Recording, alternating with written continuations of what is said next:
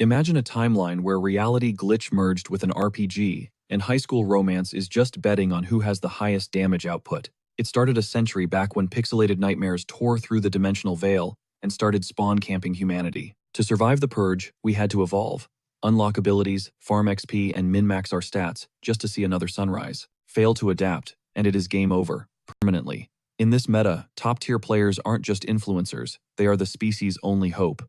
Enter Zhongli. Dude got isekai'd here 18 years ago, and has been speedrunning every theoretical exam since he was in diapers. His report card is flawless. S tier across the board. But none of that matters until the awakening, because your class defines your destiny. Basic class, you are an NPC. Hidden class, you are a god. Even his sensei is betting his entire career that Zhongli is the chosen one. But heavy lies the crown.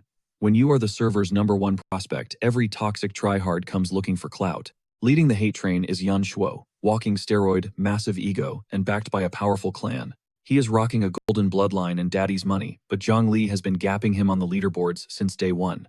Zhongli stays unbothered, claiming he hasn't even picked a build yet. Yan Shuo gets triggered, grabs him up, and threatens to wreck him. He swears to humble our MC if he pulls a trash class. Zhongli just looks him dead in the eye and mutters 2 words, "Let go." The pressure coming off him is sub-zero.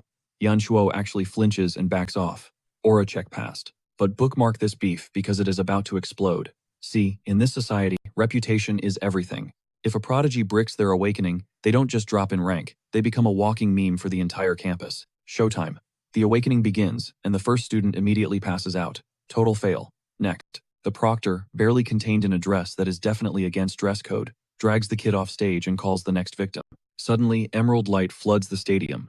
Muon steps up, unlocking the advanced Swift Archer class. Blonde hair, flowing bow, manifesting she looks like a goddess. The audience loses their collective minds over the Academy's Queen Bee. She secures her legacy. Then it is Yan Shuo's turn. Boom. Flame Mage. Advanced class. The guy pulls a top-tier DPS roll and actually sighs like he wanted more. 2 advanced classes in a row. Unheard of. Riding that high, he turns to Zhongli and starts yapping. He looks our boy in the face and drops the ultimate disrespect. He claims grinding is for losers and talent is everything. Then the speakers boom. Zhongli. It is time. He walks up the stairs, 18 years of preparation boiling down to this heartbeat. The judges lean in, the teacher is sweating bullets. As soon as his foot hits the circle, the atmosphere collapses inward. A vacuum of pure pressure, then explosion. Magical artifacts spin out of control. Energy waves batter the stands. It is the kind of special effects budget usually reserved for finales. Instructors are blown out of their seats. No one has ever seen a mana signature this dense. His teacher is trembling, convinced he is witnessing a legendary hidden class. The light clears. The text appears. Basic Mage. Silence. Basic Mage is the bottom of the barrel. It is the consolation prize for showing up. The judges are paralyzed. How did the greatest prodigy in a generation just roll a natural one? And cue the laughter. Yan Shuo is losing it, celebrating like he just won the Super Bowl. The hierarchy shifts instantly. Everyone pivots to worship Muon and Yan Shuo. The fan club is already printing membership cards. Meanwhile, Zhongli stands alone at center stage, soaking in the mockery as his reputation burns to ash. He exits the arena isolated. The whispers aren't whispers anymore. They are open insults. He steps into the shadows, wondering if this is the bad ending. 18 years of sweat and blood for a participation trophy. But wait, look at his eyes. The despair vanishes, because a holographic window just popped up in his retina. A system notification that breaks reality. Special talent, unlocked skills automatically max level. He pauses. He has read every textbook but this. This is new. Is this his transmigration perk finally kicking in? He opens his HUD. 3 garbage tier starter spells sit there grayed out. Fireball, light armor, meditation. The standard kit for a cannon fodder magician. But then the XP bars start glitching. They are climbing, self-filling, like he toggled on a trainer. He watches in disbelief as the numbers scroll up so fast they blur. The system is speedrunning itself. Ding, ding, ding. All 3 skills hit the level cap instantly. And suddenly, a memory unlocks. His teacher's voice echoes in his head. Skills start weak, but their scaling isn't linear. It is exponential. The only problem, grinding skills to max level is statistically impossible, and virtually 0 players on the global server have maxed out a trifecta like this, yet our boy just lucked into it. He is grinning like he just found an infinite money glitch, fully aware that automax skills on a starter mage break the meta harder than any legendary hidden class. Fate basically just handed him the ultimate cheat code, but before he can even pop the champagne, his instructor locks onto him and grips his shoulders. The principal launches into this whole motivational speech about how even the trash tier classes have infinite potential, insisting the faculty still has his back. Jiang Li, who literally toggled God mode 30 seconds ago, flashes a humble smile and says, "Thanks, principal. I will grind even harder. Give this man an Oscar right now because the principal actually walks away inspired." Meanwhile, Jiang Li is suppressing a nuclear-level talent under that hoodie. Of course, the haters in the background are preying on his downfall, like it is the Super Bowl of failure, because apparently watching a top-tier player crash beats watching them win. But Jiang Li is internally monologuing, "Keep laughing, clowns. I am about to ruin your whole career." Now, the vibe shifts because the class rotates to the firing range for the rookies to test their shiny new abilities. And surprise, surprise, Yanshu is already front and center, charging up a fireball, designed solely for clout. He blasts the training dummy, and the poor thing gets absolutely baptized in holy fire. His fan club immediately starts hyping him up like he just saved the universe. But then this bully clocks Jiang Li passing by, and his toxicity levels spike in real time. He shouts, "Hey you," the basic mage radiating the energy of a guy who peaked in junior high. Then this absolute maniac chucks a wall of flames just to grab his attention, screaming that he is talking to him. Jiang Li barely rotates his neck and drops a dry what Yanshu flexes next to his charcoal dummy and dares the so-called genius. To demonstrate what a starter kit mage can do, Jiang Li waves him off like a fly and says, "Pass. I am already good." The audacity on this kid is off the charts. Yanshu snaps, gets right in his personal space, and starts ranting about the disrespect toward an advanced flame user. He grabs Jiang Li's head and calls him a coward, which is officially the worst tactical error of his life, because Jiang Li decides to choose violence and tosses a fireball that launches this guy into the stratosphere. And Yanshu, currently looking extra crispy, has the nerve to scoff. "A basic fireball. Then the real payload hits, brother." This attack devours the entire range like a natural disaster. Yanshu and his little squad get ragdolled across the dirt by a level 1 spell, and the irony is, chef's kiss. The whole field detonates in a chain reaction that definitely just registered on a Richter scale somewhere. Every single dummy in the zone is reduced to atoms in the blast radius. And these things were tank-built for elite users. Yanshu stands there watching his entire worldview shatter, because this defies every rule in the book. Jiang Li strolls away from the inferno like a movie star, while Yanshu is screaming that a basic mage should not have that kind of DPS. That is hands down the coldest exit in the series so far. So our boy gets home and immediately starts calculating his mana usage because that nuke at the range burned through 50% of his bar in one go. Before he can even relax, he gets hit with the classic parent guilt trip. "Why did you not call me first?" Then his mom walks in. And look, I need a second because the artist really went all out on the character design for the mother. He sits down for dinner and casually mentions he awakened as a mage today, acting like he is not currently the most dangerous rookie on the planet. His mom starts beaming about how great mages are because they stay safe in the backline, which is hilarious considering her son's version of support is leveling the entire map. But then she pauses mid-bite and says, "Oh wait, mom has a gift for you." Jiang Li sits there with chopsticks hanging out of his mouth like, huh. She produces a sealed box and claims it is from his father, who was apparently a high-level pro. And hold up, because that is a massive plot twist. Jiang Li nearly chokes because she has told him for 18 years that his dad died before he was born, and now she is name-dropping him over rice bowls. He starts grilling her immediately if his dad was so OP. Where has he been? Why did he ghost them for 18 years without sending a text? She just replies, he traveled to the world's edge to handle critical business, which is easily the lamest excuse for going to get milk in history. But she begs him not to hate the guy because apparently, it turns out that absent father promised to mold Jiang Li into a top-tier mage, explaining why his mom has been obsessed with his magical education since day one. Suddenly, the tears start flowing, and she chokes out, "Now that you're grown, and finally a mage." And listen, if this series actually makes me catch feelings over a tragic backstory, I am going to lose it. She quickly dries her eyes, handing him the package and telling him to head upstairs because mom is exhausted and needs to crash. Jiang Li watches her retreat, the weight of her years of silent struggle hitting him hard. Cut to his room where he is standing there, locking eyes with this mysterious heirloom from a dad who ghosted them, trying to calculate what kind of guy leaves a goodbye present instead of actually sticking around to raise his kid. He pops the lid, and boom, blinding golden light explodes outward, illuminating the room like he just cracked open a legendary loot box after a raid boss. His expression drops to pure shock, because the item sitting inside is leagues above anything a civilian should ever touch. It is a class ascension scroll, an item designed to evolve a standard mage into a broken hidden class known as an arcanist. But there is a catch: the equip requirement is gold rank. This scroll might honestly be the most overpowered artifact dropped in the entire series so far. Jiang Li is literally sweating bullets because a hidden class transfer item is basically an instant win button for his career, the only barrier he needs to hit gold. For context on the power scale, you have got normal tier trash at the bottom, followed by iron, bronze, silver, gold, holy domain, and finally demigod at the apex. Here is the kicker: his dad was allegedly just a gold ranker. Even though gold is elite, Zhongli knows the math is not mathing. There is zero chance a mid-tier gold pro could secure a treasure this god tier. Either his mom has been capping about the rank, or his old man is a monster way scarier than the stories suggest. Zhongli smashes his fist on the table and locks in. The mission is straightforward, but insane: grind to gold rank before the professional trials kick off in Jin City in exactly 7 days. Because apparently sleep is for the weak, cut to the streets where our boy is already marching straight toward the danger zone. Immediately, some armored bozo starts yapping about ignorant noobs rushing to their deaths. One guy jokingly wonders if the kid is packing a secret overpowered class. And frankly, that random guess is more accurate than these clowns could ever comprehend. But his teammate shuts him down, instantly laughing. Look at that twig, he is obviously just a basic, squishy mage. Just as they finish roasting him, a fiery redhead enters the chat, gripping his shoulder and purring, "Hey there, little brother." And when the camera finally pans up for the full reveal, I need you all to understand that the artist drew this woman with the specific goal of stopping hearts. Vivi is strapped with a massive greatsword and radiates enough main character energy to make me forget everyone else in the scene.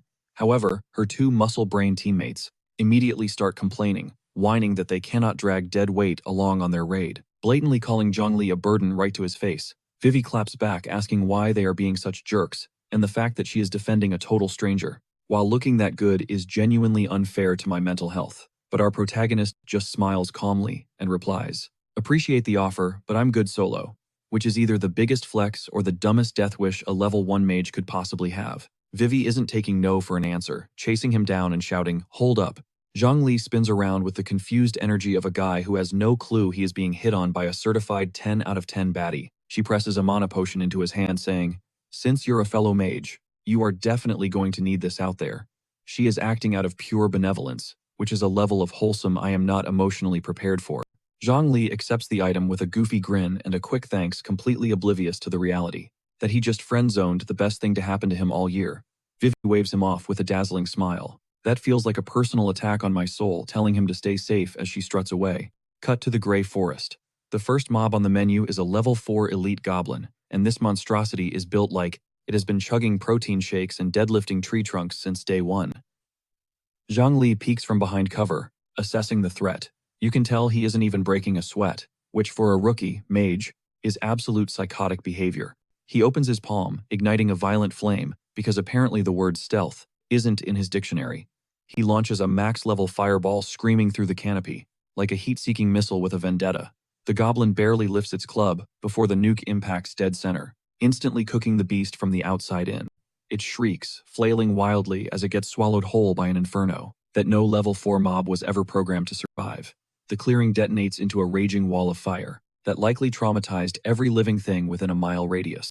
Zhongli looms over what used to be an enemy and is now just a pile of ash because a maxed-out starter spell just one-shotted an elite, and the real grind hasn't even begun. But the second that body hits the floor, the bushes start rustling in every direction. He just alerted the entire squad. The forest erupts. Hordes of green freaks swarm out of the woodwork because apparently that massive explosion was basically a free dinner bell.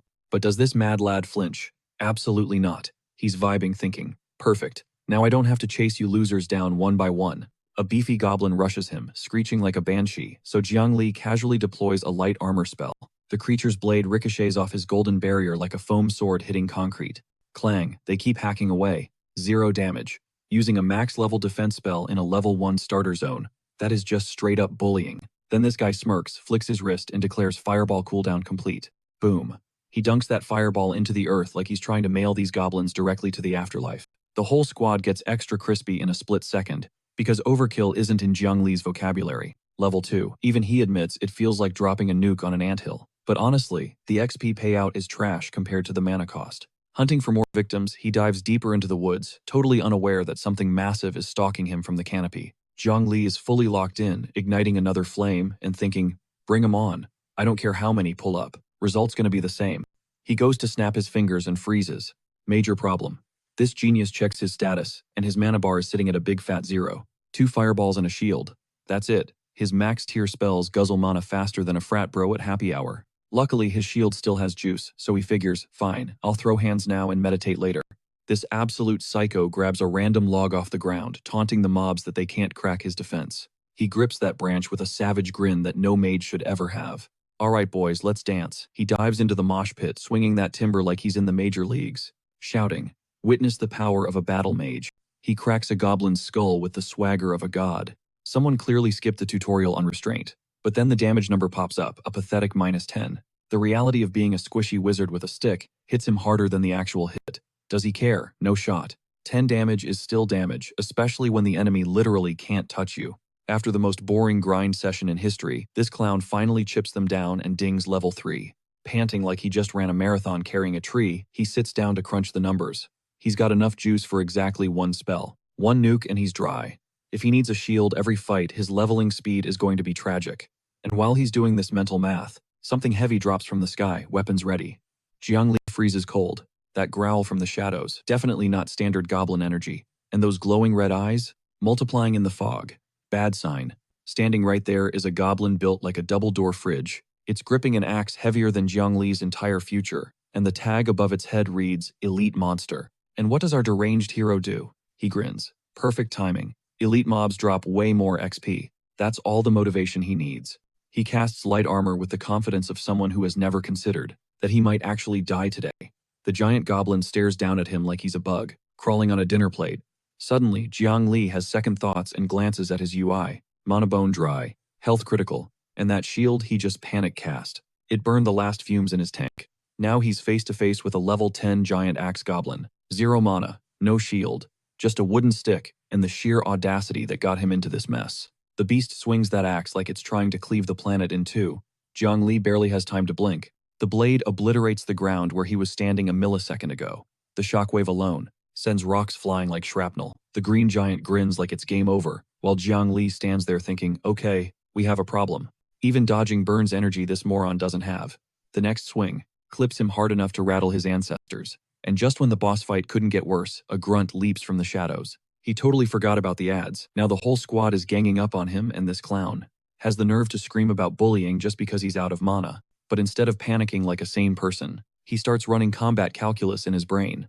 Option 1. Find time to meditate and refill the tank. Except the goblins aren't offering a spa break. Another one is already midair. With death literally clawing at his throat, he dives out of range, knowing option 1 is officially dead in the water. Because camping in a spot where the entire forest wants to turn you into a snack, that is a 0 IQ move. Option 2, chug the mana potion. Snag is that cheap juice only refills a third of his bar, giving him exactly 1 fireball and 0 margin for a screw-up. Option 3 makes the most logistical sense. Tactical retreat, reset the aggro, and live to grind another day. But like a true adrenaline junkie, this absolute madman stares at the logical exit strategy and decides, nah, running is for cowards. With a giant goblin breathing down his neck, his twisted logic is that if he waits 24 hours for his mana to naturally recharge, some random noob might steal his elite kill, and he would rather faceplant into the dirt than let that juicy XP slide.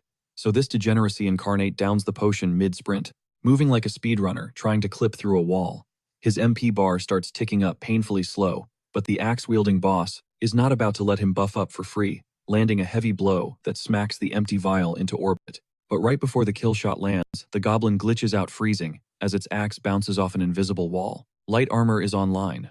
John Lee is standing inside a golden hexagonal fortress, looking absolutely unbothered, even with his HP bar flashing red.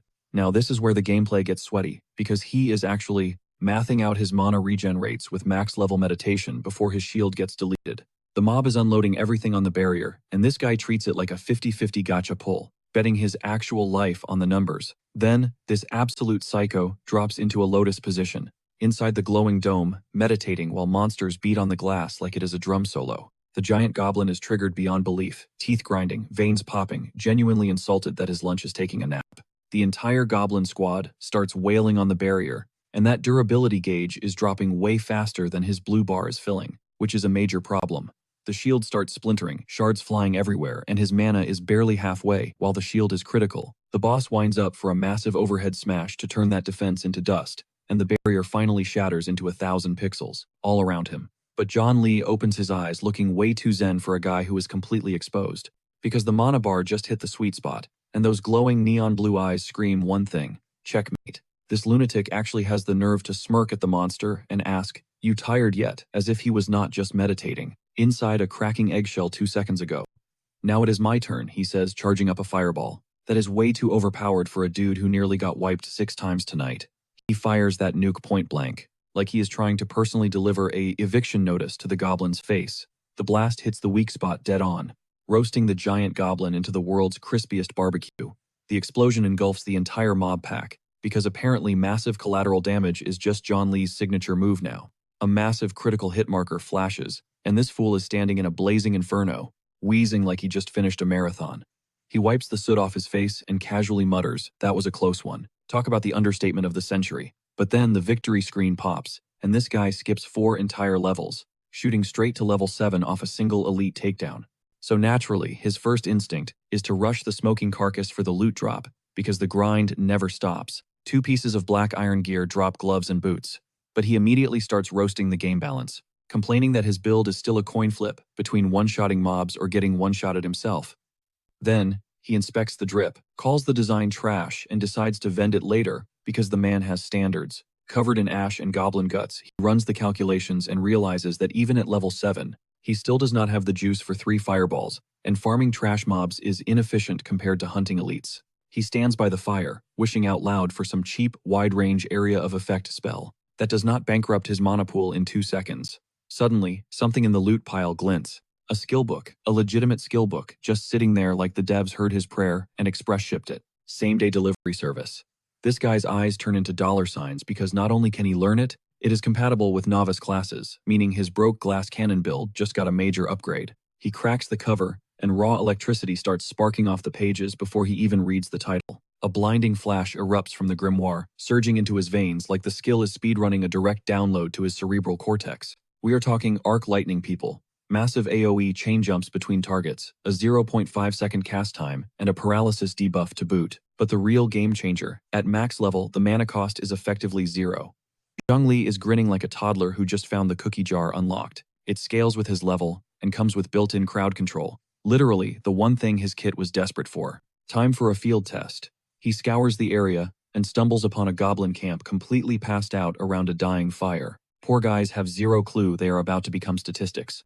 Blue electricity rips through the clearing, sending bodies ragdolling through the air. It is like someone stuck a fork in a giant outlet. Since Zhang Li is allergic to fair fights, survivors wake up crispy and absolutely furious. They are scrambling for rusty blades, completely bewildered about where this personal thunderstorm just spawned from, on a totally clear night no less.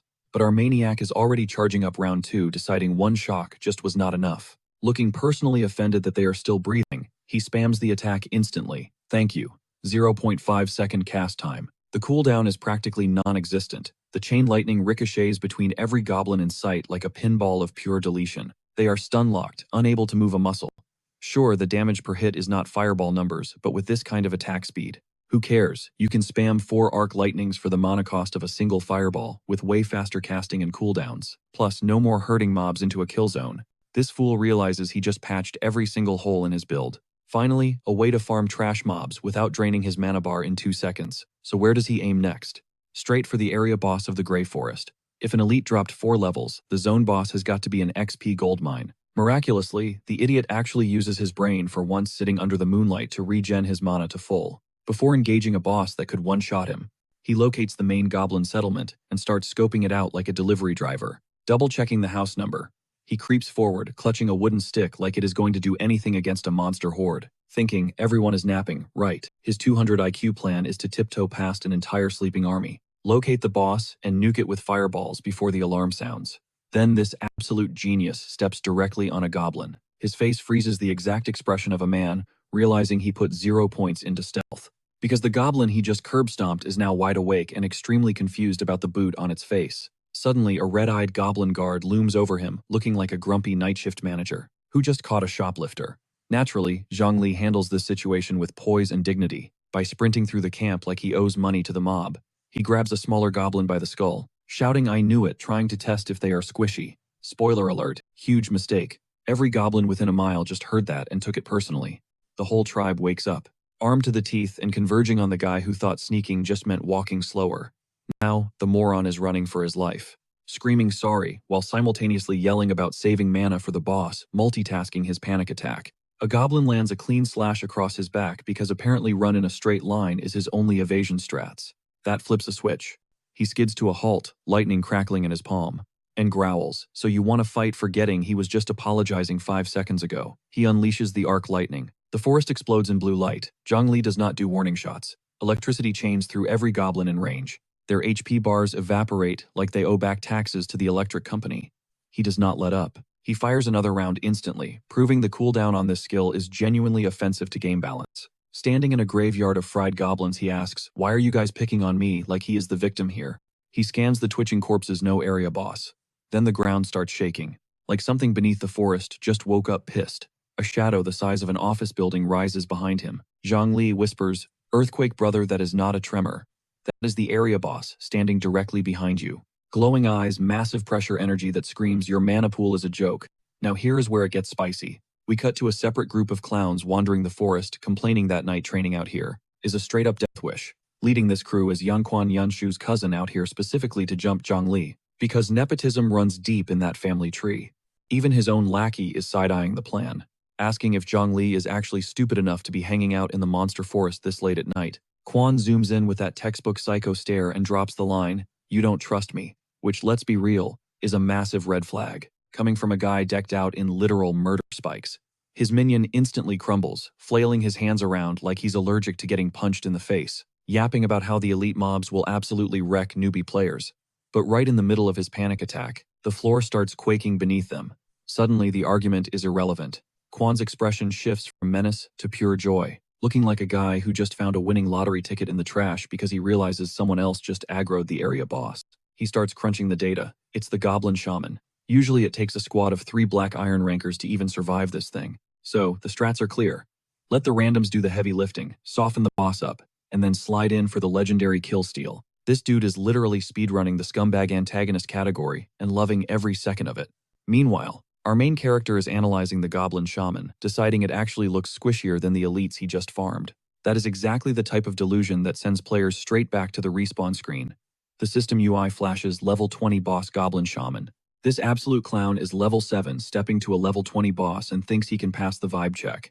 He charges up a fireball and says, "Oh, you're a mage build too," like he's networking on LinkedIn instead of staring down a creature trying to delete his existence. He weaves through the shaman's flame attack and roasts him, claiming the cast speed is lagging.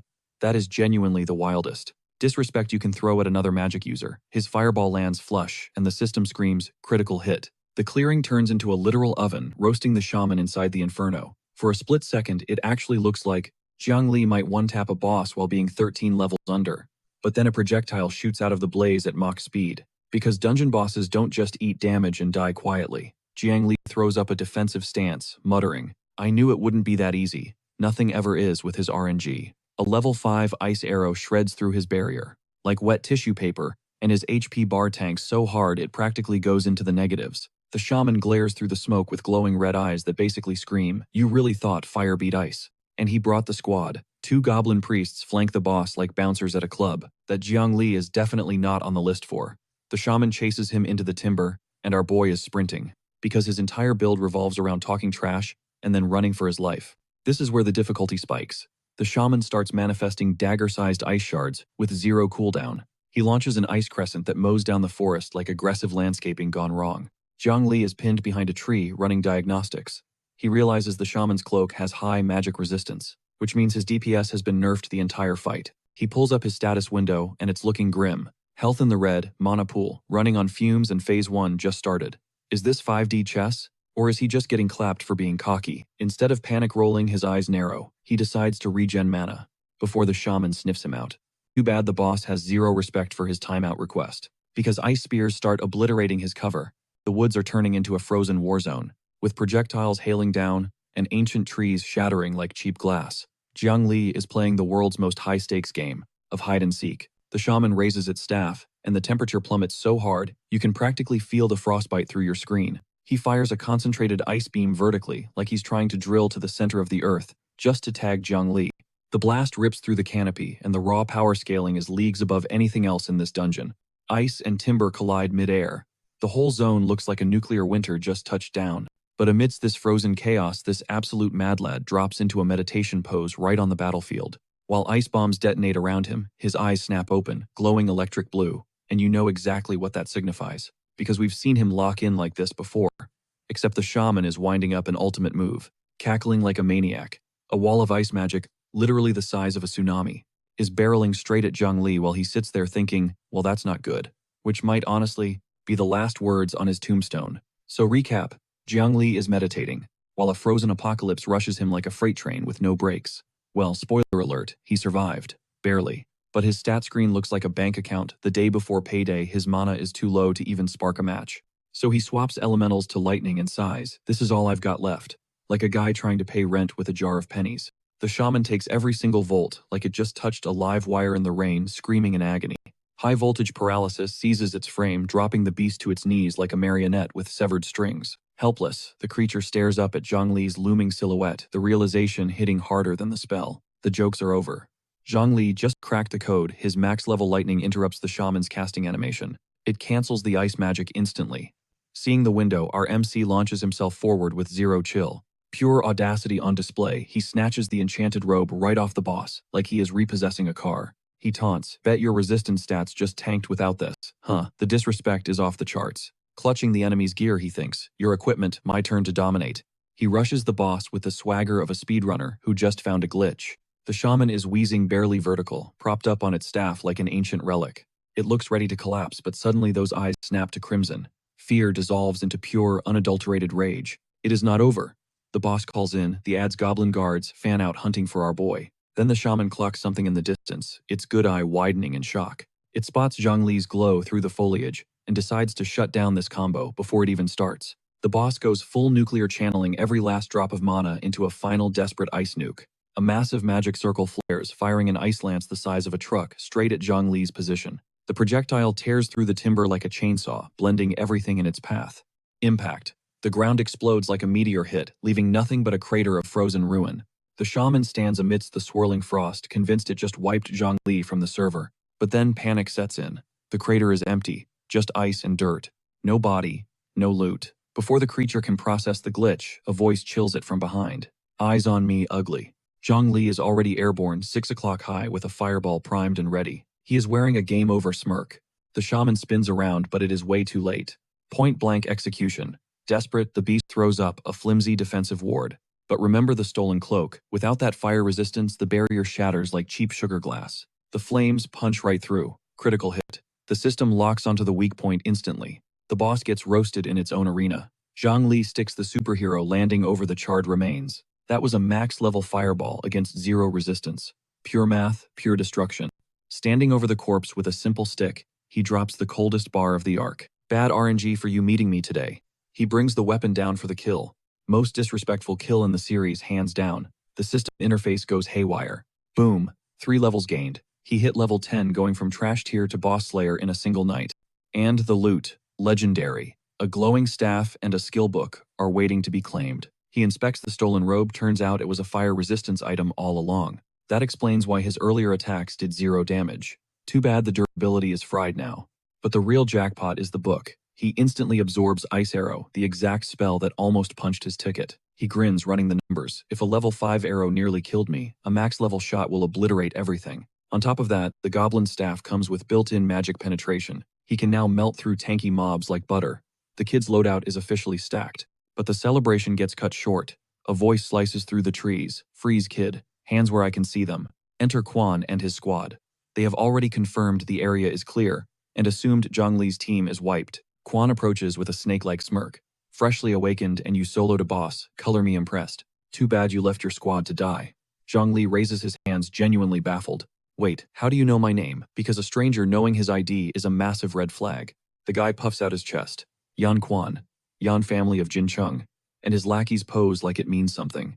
Looking like a cliché villain rehearsing his monologue in a bathroom mirror, the truth finally comes out. Turns out Zhang Li supposedly bullied Quan's cousin back in school, and now Quan is pressing him, asking if he really thought he could disrespect the Yan family and live. Zhang Li instantly flips the switch to damage control, waving his hands frantically like bully him. Who me? That's classmate Yan's cousin, I wouldn't dream of it. He flashes the most obviously fake terrified smile in history. Then this coward starts offering up his boss drops as a tribute, pleading, hey, just take the loot. We can be friends, right? Which is honestly the most pathetic negotiation tactic I've ever witnessed. Quan just scoffs at the desperate attempt. Zhang Li stands there, hands raised, circled by goons, looking like a total chump, trying to bribe his way out of a mugging. Because Quan drops the act completely, eyes glowing, demonic red. asking Zhongli a simple question: does he want to keep his hand or his leg? And promises to be gentle about the removal. This guy is straight up unhinged. But that's when the lights go out in Jiang Li's eyes. Frost starts crackling in his palms because, spoiler alert, he wasn't scared. He was buying time. One of the lackeys suddenly freaks out. He screams that Jiang Li has been meditating to regen mana this whole time, that pathetic surrender, just a cooldown timer ticking down. Quan doesn't care though. He's thinking, we're 3 advanced level pros. What's one level 1 mage gonna do? Then Jiang Li tilts his head forward. With that shadowy grin he goes, all 3 of you are advanced, fantastic, looking at them like he just stumbled into an all-you-can-eat buffet. Quan is done talking, and charges and swearing they won't give him a split second to cast a single spell, which would be a genius plan. If Jiang Li hadn't already finished casting, Jiang Li unleashes a max-level ice arrow barrage on the whole squad instantly. Quan's crew gets ragdolled like bowling pins at a league final they weren't qualified for. Quan hits the dirt so hard the pavement cracks. Ice shards spark over his body like he just hugged a power line. Jiang Li stands over them totally unbothered and asks, you know the classic villain trope, dying because they talk too much? Quan lies there twitching, paralyzed, stammering. How? How do you cast that fast? Legit the funniest question to ask after you've already lost. Jiang Li ignites a fresh fireball in his palm, stares dead into Quan's soul with those icy blue eyes and shrugs. Who knows, the disrespect is off the charts. The whole forest erupts in a pillar of flame that turns the night sky orange because Jiang Li just ended this man's entire career. One shot. Boom. When the smoke clears, Quan's trio is stripped naked, piled in a crater, because this absolute maniac looted them down to their boxers without hesitation. Now he's sitting cross-legged with a sack full of stolen drip, grinning like the Cheshire Cat, saying, what's left to grind after the area boss? Robbing players for profit, obviously.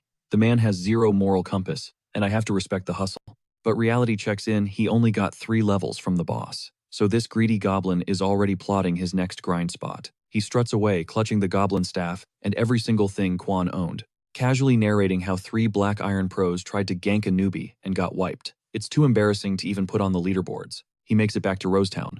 The streets are dead silent. Just a few stragglers catching their breath after dungeon runs outside the walls. And our boy is hauling so much stolen gear he looks like a pack mule with a shopping addiction. He's praying for a spatial inventory item until he spots exactly what he needs, the Golden Dragon Treasury. The doors swing open, glowing like they're personally inviting his wallet inside.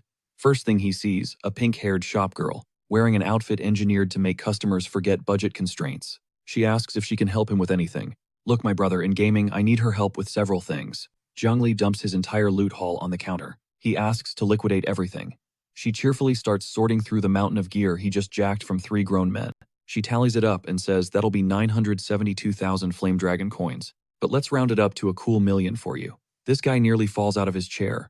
1 million coins just spawned in his account. He's doing the mental math like, my mom grinds for 3,000 to 4,000 a month, and I just printed 1 million in one night. He's already planning how to upgrade her life, which is the one thing that makes me root for this degenerate loot goblin. He immediately switches back to business mode and asks about skill books as the shopgirl leads him deeper inside, where someone with very long, high-angle shot purple hair scouting from the balcony.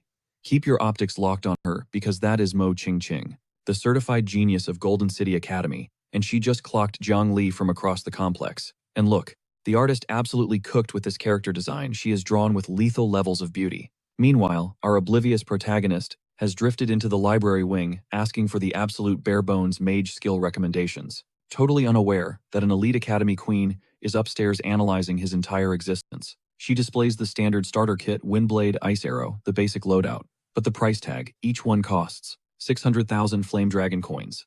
Jiang Li practically chokes because burning 600,000 per book means his shiny new million is basically lunch money in this inflation. So, like any broke genius, he pivots to the budget aisle to survive until he can afford the meta gear. He audits his current build: Fireball for DPS, Dark Lightning for AoE, Ice Arrow for burst, and Light Armor for tanking. He realizes the one thing missing is crowd control, so he snags a slowdown technique book for 600,000. He installs the knowledge instantly because he is just built like that, maxing proficiency on contact. Now this kid is rocking a spell deck that most rookie mages would kill for. But the build isn't optimized yet. His mana pool is trash, so he dumps his remaining bankroll on blue potions, prepping like a gamer before a raid boss. Honestly, this level of min-maxing is just satisfying to watch. Cut to the VIP lounge for some exposition. In a private suite, an aide is briefing Mo Ching Ching about a Black Iron tier dungeon that just spawned in the Gale Plains. The entrance is still hidden. Ching Ching crosses her legs, declaring she will lead the expedition personally tomorrow. And I have to be real with you guys, she is sitting there radiating the kind of boss energy that topples kingdoms. I am respectfully looking, but her focus drifts back to the guy she saw downstairs. Remembering the rumors that Jiang Li botched his awakening and ended up as a trash-tier mage. So why is he here, buying skill books, like he has a future in this? The butler snaps her out of it, asking, "Miss, penny for your thoughts," and she jumps, jolting back to reality, like a student caught texting in class. She flushes red and waves it off with the most unconvincing nothing in the history of anime. Yeah, 0% chance the butler bought that. He smoothly pivots the conversation, mentioning that clearing this dungeon could power level her straight to Black Iron tier. That is a massive flex in this city. By the time next week's competition drops, she would gap even Miss Lee from the rival family. Ching Ching smirks with the quiet arrogance of someone who knows she is the main character. She rises and orders Fubo to assemble the squad immediately. She is taking point on this raid herself. Smash cut to the Gale Plains. A pack of blue Gale wolves is sprinting across the grass, weaving through fire and lightning. Because guess who found his grinding spot? Jiang Li is literally surfing on a wolf, riding the beast like a skateboard while blasting elemental fury everywhere. The art direction in this panel goes incredibly hard. The wolves have visible HP bars now, and his magic is deleting them. Every level he gained is translating into raw damage output. He crackles arc lightning between his fingers, realizing that at this power level, going back to goblins would be a waste of XP. These wolves are the perfect difficulty curve. But these aren't mindless mobs. One wolf lunges from his blind spot, jaws wide, trying to take his head off. Jiang Li procs light armor just in time, tanking the hit with a golden shield that sends the wolf bouncing off like it hit a concrete wall. The issue is the spawn rate. He is surrounded by a horde that just keeps replenishing. Even he is thinking, do these things ever stop? He plants his feet and dashes, charging straight into the mosh pit, with his staff glowing blue, parrying wolves left and right. With the energy of a man treating mob farming like a cardio workout, he channels arc lightning into the staff and unleashes a massive wave meant to fry everything in the zip code. But these wolves have agility stats. They actually dodge the lightning mid-air splitting formation and weaving through the bolts, like they scripted the fight. That is when Jiang Li narrows his eyes. If these Gale wolves can dodge lightning, raw damage isn't going to carry him. He adapts, instantly dashing forward. Deciding that if they want to play the speed game, he has the perfect counter. He casts Slow Down. A giant violet hex erupts right in his face, proving exactly why he dropped cash on this skill. The wolves slam into the bind and freeze frame instantly, like the server just lagged out on their whole life. They're stuck in cement violet mana chains, snaking up their legs to lock them down. He stands there analyzing the specs on his new toy, zero cast time, hit scan mechanics, completely unavoidable. But here's the snag. It's single target only, meaning spamming this on 3 separate mobs burns through his mana bar like crazy. It is a pure DPS race now. Drop the rooted ones before the aggroed pack closes the distance. He starts revving up lightning in his hands, working with speedrunner efficiency. The second the pack is wiped, he's chugging a blue pot, because sustain is the name of the game, and that golden dragon haul is already paying for itself. He leans back against a rock, sitting pretty at level 11. Grind efficiency is peaking, and he's grinning about his high IQ shopping spree. I gotta hand it to this guy, his resource management is actually god tier. But then the vibe shifts. Something massive just pinged his detection radar, and it is definitely not another trash mob. A level 20 bloodline wolf steps out, flanked by minions and glowing with a menacing red aura. It looks like the Gale Plains sent a personal reminder that this zone isn't for noobs. The difficulty just spiked. This thing is a natural disaster with fur. Meanwhile, Zhang Li is hugging a boulder for dear life. Like he realized his policy doesn't cover death by wolf, the beast erupts with energy so violent it changes the entire color grading of the scene. The screen is just lightning and FX particles. Does our guy retreat? No shot. He yeets himself off the cliff, wreathed in flame, shouting, "Let's take out the matriarch." A level 11, rushing a raid boss. But he connects bullseye on the weak point. Critical hit. The frame is drowning in fire and damage counters. Somehow this maniac found the one soft spot on a pure murder machine. Minions are cleared, it's a pure 1v1 now. He plants his staff like he owns the place. Acting like this was all part of the plan. The wolf takes offense to that and charges with enough torque to crack stone. Those fangs aren't just for show, so Zhang Li panic casts his slowdown skill. A violet glyph explodes in the wolf's face, basically telling a monster 3 times his size to sit. The bind catches it mid-air and slams it into the dirt like gravity just got cranked up to 300%. Like clockwork. But hold up, this boss has a phase 2. It launches a phantom spirit avatar straight at Zhang Li's head. Suddenly, this fight is way too close for comfort. He stares down the beast internal monologue running wild. I actually have zero clue where a Gale Wolf's weak point is. Meanwhile, the thing is snapping at him from inside the purple lock. Then a fireball sparks in his hand, and he flashes that signature smirk. Like he just solved the puzzle without reading the tutorial. It's hairy, it's vulnerable, and it's flammable. Hands down, the coldest one-liner ever dropped on a wolf. He's not bluffing. The wolf, glued to the floor, stares at that fireball, looking absolutely insulted, like being set on fire is beneath its pay grade. Too bad. He drops the nuke. System pings, critical hit. The whole zone turns into an incinerator. Boom, 2 levels in one go. He is level 13. That boss was just a giant EXP piñata, and he cracked it open like it was nothing. It drops a black iron dagger and a ring before the body even hits the ground. He's instantly appraising the goods like a pawn shop hustler. First words out of this loot goblin's mouth. Wonder what the resale value is. I swear his real class is merchant, not mage. Suddenly, the floor starts shaking.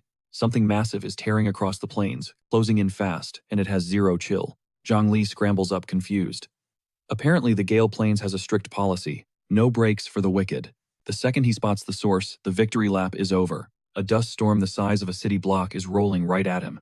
It is a full-blown wolf stampede. Hundreds of mobs flooding the map like the devs triggered a world event without a server announcement. He ducks for cover, clutching his new dagger. I literally just soloed an elite boss. This level of retaliation feels personal. But the pack is already swarming from every angle. He's about to learn what roadkill feels like. Cue the ragdoll physics. He is getting tossed around like ragdoll physics in a wind tunnel, while a stampede of wolves ignores him completely. But mid-chaos, he chugs a mana potion, and the epiphany hits him harder than the mobs ever could. These beasts are not hunting him, they are fleeing. And if these monsters are not running at him, that means someone just poked a much bigger bear nearby. His gamer instincts connect the dots instantly. Only the Wolf King could trigger a migration this massive, which means the area boss just spawned. The entire map just turned red. And instead of fleeing to the safe zone like a rational human being, this loot-obsessed maniac sprints directly toward the danger zone, screaming dibs on the drop before it even hits the ground. Is it courage or brain damage? Leave a comment below. Cut to black and we open on a cave entrance, where a different squad looks like they just went 12 rounds with a meat grinder and lost. 3 frontline fighters are gasping for air, weapons trembling.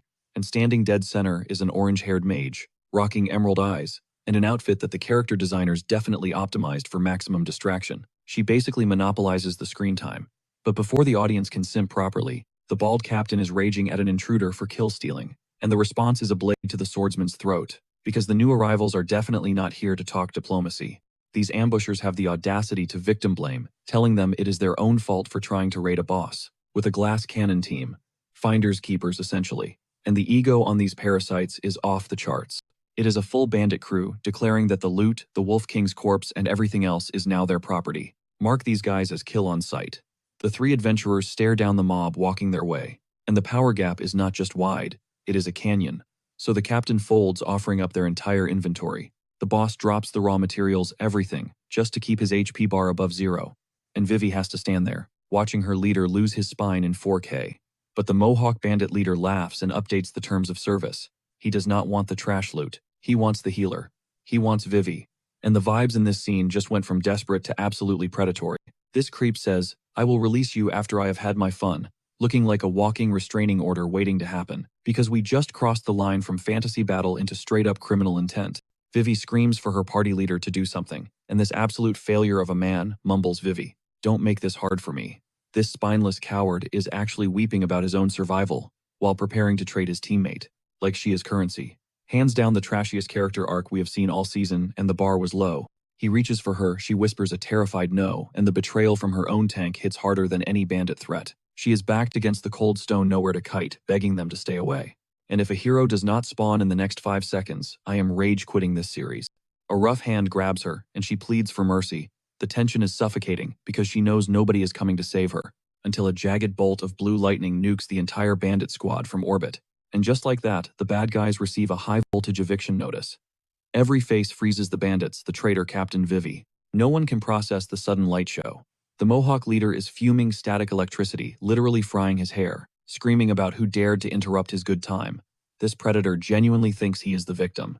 In this situation, he slashes through the smoke, ordering his remaining minions to find the caster. That is a lot of confidence for a guy bullying low levels. And stepping out of the shadows with a grin that screams main character energy is Jiang Li, casually checking his watch and noting that it is a bit early for organized crime.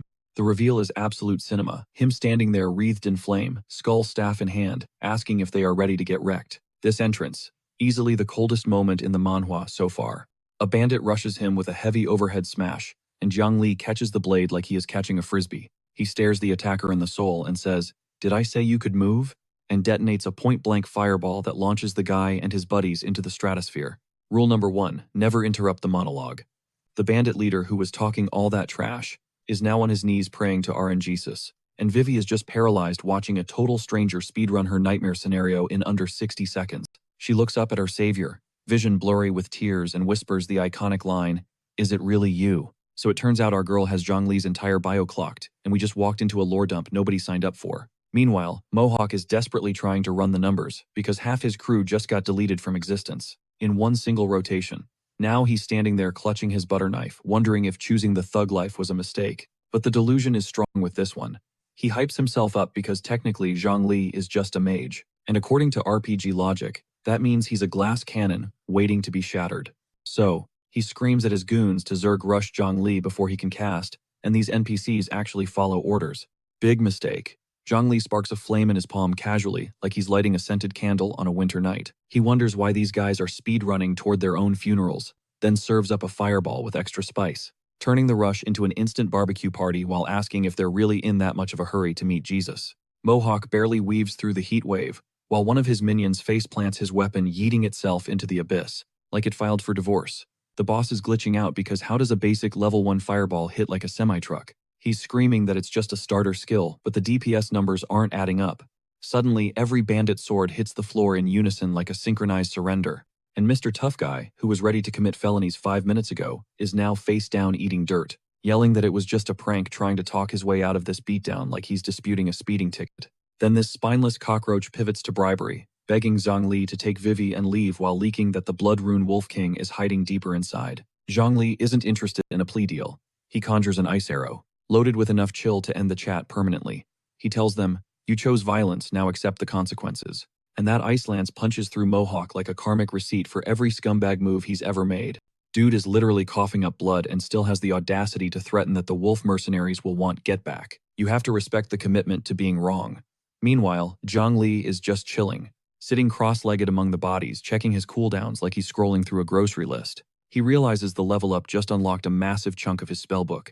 Then Vivi steps up to thank him. Now listen, the artist definitely picked this camera angle on purpose because she looks absolutely stunning. From every angle, she flashes a smile that could cure depression and admits she didn't think he was that OP. She was actually worried, but my man Zhongli is completely oblivious to the waifu energy coming his way. This emotionally unavailable brick wall just brushes it off, saying it's nothing because she saved him once. So now they're square, like he's settling a Venmo transaction instead of vibing with the prettiest girl on the server.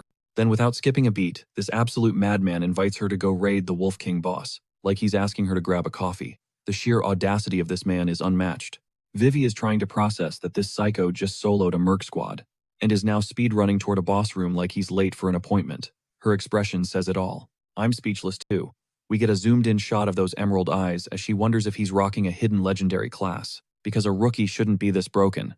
And respectfully, I've lost my train of thought staring at this panel too. They enter the cave, and boom, there it is. The Blood Rune Wolf King, level 25 boss, laying there like a sleep paralysis demon that pays rent. Now, let's look at the math. Zhongli is level 20 fresh into Black Iron rank. This oversized husky is 5 whole levels above him, plus the boss stat multiplier. Vivi asks the question any sane person would. Can we actually kill this? Valid question. But Zhongli's answer to suicidal odds? Always the same. Let's find out.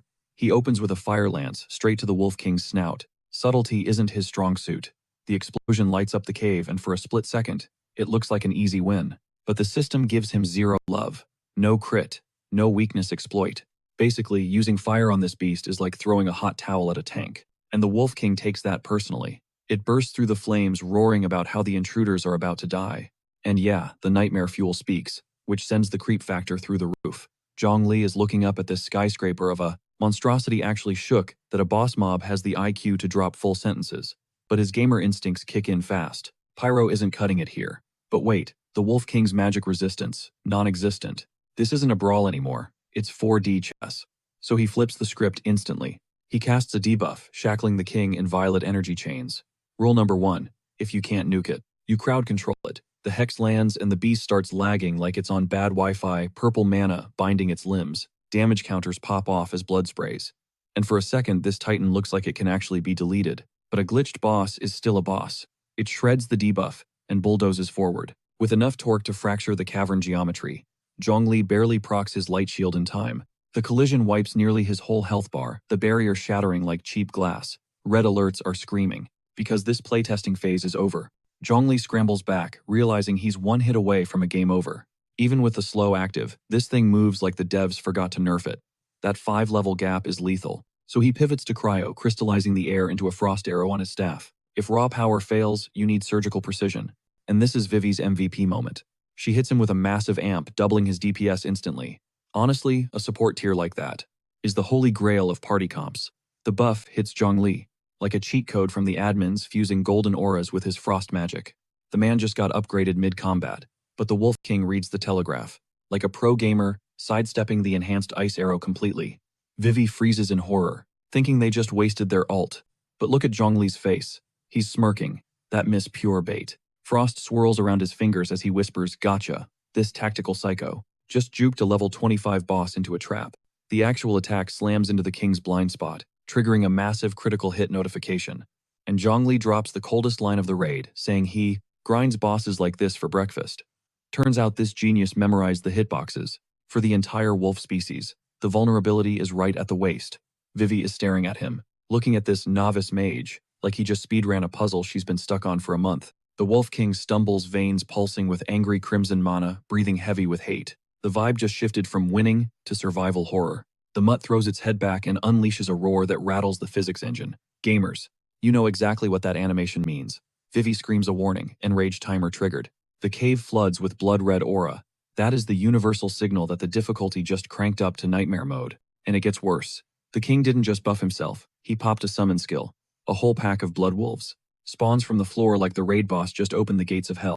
Zhongli clocks them instantly. These are the same mobs that stampeded past him earlier, meaning the Wolf King was the puppet master. The whole time, and he just strolled right into the boss room. The beast stands behind its army, radiating the smuggest energy imaginable. It's not just a fighter, it's a general commanding an ecosystem of violence. But Vivi steps up, layering mana regen, and AoE slows on the incoming horde. The synergy here is insane. This is peak duo gameplay right here. Zhongli stares down the king and his pack, standing dead center in a blood-red magic circle. And this shot might be the most unhinged suicidal play he's made yet. Then he detonates the entire mob in one rotation of pyro spells. Experience notifications rain down, like confetti at his own victory party. This man isn't scared. He's farming the ads, like bonus DLC content. He realizes the tight walls force the enemies to cluster for maximum splash damage, turning the king's army into an all-you-can-eat XP buffet. And then, the galaxy brain realization hits. Summoning all those minions in a cramped tunnel actually body-blocked the Wolf King, meaning, talk about playing yourself, this boss is its own worst enemy. Our absolute mad lad stares dead into the Wolf King's glowing crimson eyes, and literally dares it to cast that summon skill one more time if it values its life. Because he just flipped the boss's ultimate move into his own personal power leveling glitch. The Wolf King pure, unadulterated rage. No human has ever had the audacity to disrespect its signature move like this. And the monster stops holding back. It snaps, lunging with every ounce of strength, claws shredding the air straight for Zhongli's throat. Zhongli gets shoved back, feeling the heavy pressure of a raid boss that just decided diplomacy is officially cancelled. But he spots the frame-perfect opening in that reckless charge, fire swirling in his palm as he whispers, "It's showtime." He dumps his entire mana pool into one catastrophic blast that engulfs the Wolf King completely. His level dings to 14 while a howl rips through the cave, either a death scream, or the sound of the juiciest loot drop in the history of this series. The XP notifications are going haywire, like a broken slot machine hitting the jackpot because this genius turned the Wolf King's army into an infinite XP buffet. Meanwhile, Vivi is soaking up passive experience just by breathing nearby. Honestly, the most relatable leech strategy I have ever seen. Boom, level 15 hits and Zhongli stands victorious in a graveyard of wolves. His staff is glowing like he just discovered an infinite money cheat code. Vivi watches from the sidelines trying to process the carnage, while this absolute maniac chugs a mana potion, like it's his pre-workout shake, and immediately screams for round 2. Apparently wiping out an entire wolf population was just his warm-up set. Then the logic hits him like a truck. If the boss can summon minions worth this much XP, why waste time grinding trash mobs in the open world? The Wolf King stands there trembling, realizing every single soldier it summoned has been vaporized. And this overgrown puppy is finally wondering who the real apex predator in this cave actually is. Zhongli hits it with the most disrespectful shrug in combat history, basically telling this level 25 raid boss, "You're empty and I'm bored." He charges up one final freezing ice arrow. With the energy of a corporate hatchet man, because the Wolf King has been milked for every drop of value. Time to close the account. The ice arrow screeches across the cavern, and the Wolf King is literally shrieking that he's a devil, which coming from a literal demon wolf is honestly a 5-star Yelp review. The beast takes the arrow straight to the chest. It curses him as a devil one last time, honestly, the most accurate character analysis we've seen all season. The cave starts crumbling, and Vivi instantly dings to level 21, just from shared party XP. Rocks start raining down like the dungeon is giving them a standing ovation. Zhongli hits level 16 with a smug grin, bragging about gaining 3 whole levels and a mountain of loot from one speedrun. Vivi just sits there completely flabbergasted at the haul this lunatic just secured. She's staring at him, asking the question that's on everyone's mind. She just watched a man exploit a boss mechanic as a personal XP farm, and now, she's questioning who the actual monster in this cave was. Then this goofball waves her over like he found a cool pebble. But instead of a rock, he hands her a glowing magic staff. Her cut of the raid drops. She covers her mouth completely shook, insisting she didn't do anything to earn it, which is the purest thing to happen in this blood-soaked den. But Zhongli shuts that imposter syndrome down, reminding her she restored his mana. She buffed his damage. She's the S-tier support he needs to survive the nightmare levels ahead. And this dense protagonist has no clue how hard that compliment just landed. Vivi clutches the staff like a girl who just got proposed to, realizing she's actually indispensable to him. The artist really chose this panel to remind us she's designed to break the internet. They start pushing deeper into the cave. Zhongli opens his inventory to inspect the 2 skill books the Wolf King dropped: Lightness Spell and Swamp Spell. This man looks at post-raid loot like a kid on Christmas morning. Both skills are already at max proficiency. That explains how the Wolf King was moving so fast despite the debuffs earlier. The thing was running a speed hack with the Lightness Spell the whole time, but then the Swamp Spell catches his eye. Crowd control that locks down multiple enemies. You can practically see the tactical spreadsheets forming in his brain. Just as he's mentally bookmarking that combo for the next batch of victims, Vivi's voice cuts through the silence, demanding his attention. She is way too hyped for someone surrounded by a literal wolf graveyard. She's pointing at a ghost orchid, a luminous purple bloom, that looks straight out of a Disney movie, totally out of place, sandwiched between the jagged rocks of this murder cavern. Zhongli instantly flips into appraiser mode, inspecting it. To the pros, it's basically trash loot. But for average Joes, that's a god-tier panacea, and you can see Vivi mentally counting stacks, practically seeing dollar signs floating in the air. He splits the find 50-50, and Vivi hits him, with the most wholesome smile we've seen all season. I swear they're having a rom-com moment inside a literal crypt, with zero self-awareness. Then the vibe shifts. Zhongli cradles the flower, getting surprisingly vulnerable, and opens up about his mom, just a regular civilian, whose body is wrecked from years of grinding and chronic sickness. He's hoping this herb might finally give her some relief. Vivi's looking at him with total softness, and honestly, the man pivoted from cold-blooded slayer to devoted son in 3 seconds flat. Which, let's be real, is a massive Riz boost. But the heartfelt moment gets nuked, because Vivi clocks a shimmering wall deeper in the shadows and drags Zhongli over. Apparently this loot cave isn't done with them yet. Zhongli orders her back, igniting a fireball in his palm to bust the barrier. The switch up from sentimental to combat ready is giving me emotional whiplash. The blast shatters the rock face, revealing a blazing aperture that was definitely not on the map. What's waiting on the other side freezes them cold. This isn't just a hidden chamber. It's a secret realm, a swirling vortex crackling with electric blue energy. It looks like a gateway to a nightmare, difficulty setting just chilling in the back of a starter cave. The system flags it, level 25, Black Iron Dungeon Dark Altar, hard mode. Level cap is 23 and under, for parties of 2 to 6. Meanwhile, this absolute maniac is already crunching the numbers, on soloing it at level 16. Vivi, currently the only one with brain cells firing, suggests they retreat and restock, seeing as they just scraped by a boss fight. Zhongli shuts that down instantly, with the swagger of a guy who eats danger for breakfast. He gives her an out she can bounce if she wants, but if she rolls with him, he's got her back. The delivery on that line, absolute panty dropper. Vivi responds with the most high-budget, radiant expression in the entire series, literally glowing. She locks in their party comp, saying, "Good to hear," sounding like a woman who would follow this idiot into the abyss. She pumps a fist, swearing she'll stall for time if things go south. And of course the artist picks this specific moment to render her outfit in a way that makes focusing on the subtitles physically impossible, which I both resent and deeply appreciate. They step through the breach, landing in a gloomy forest as a system notification orders them to intercept a dark mage named Garubi before a ritual completes. Sounds exactly like the type of quest that causes a total party wipe at 3 a.m.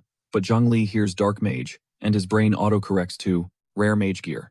You can practically see the loot tables scrolling behind his eyes like a slot machine hitting jackpot. The psycho immediately sprints into the unknown, screaming about the grind, while poor Vivi chases him, begging him to chill.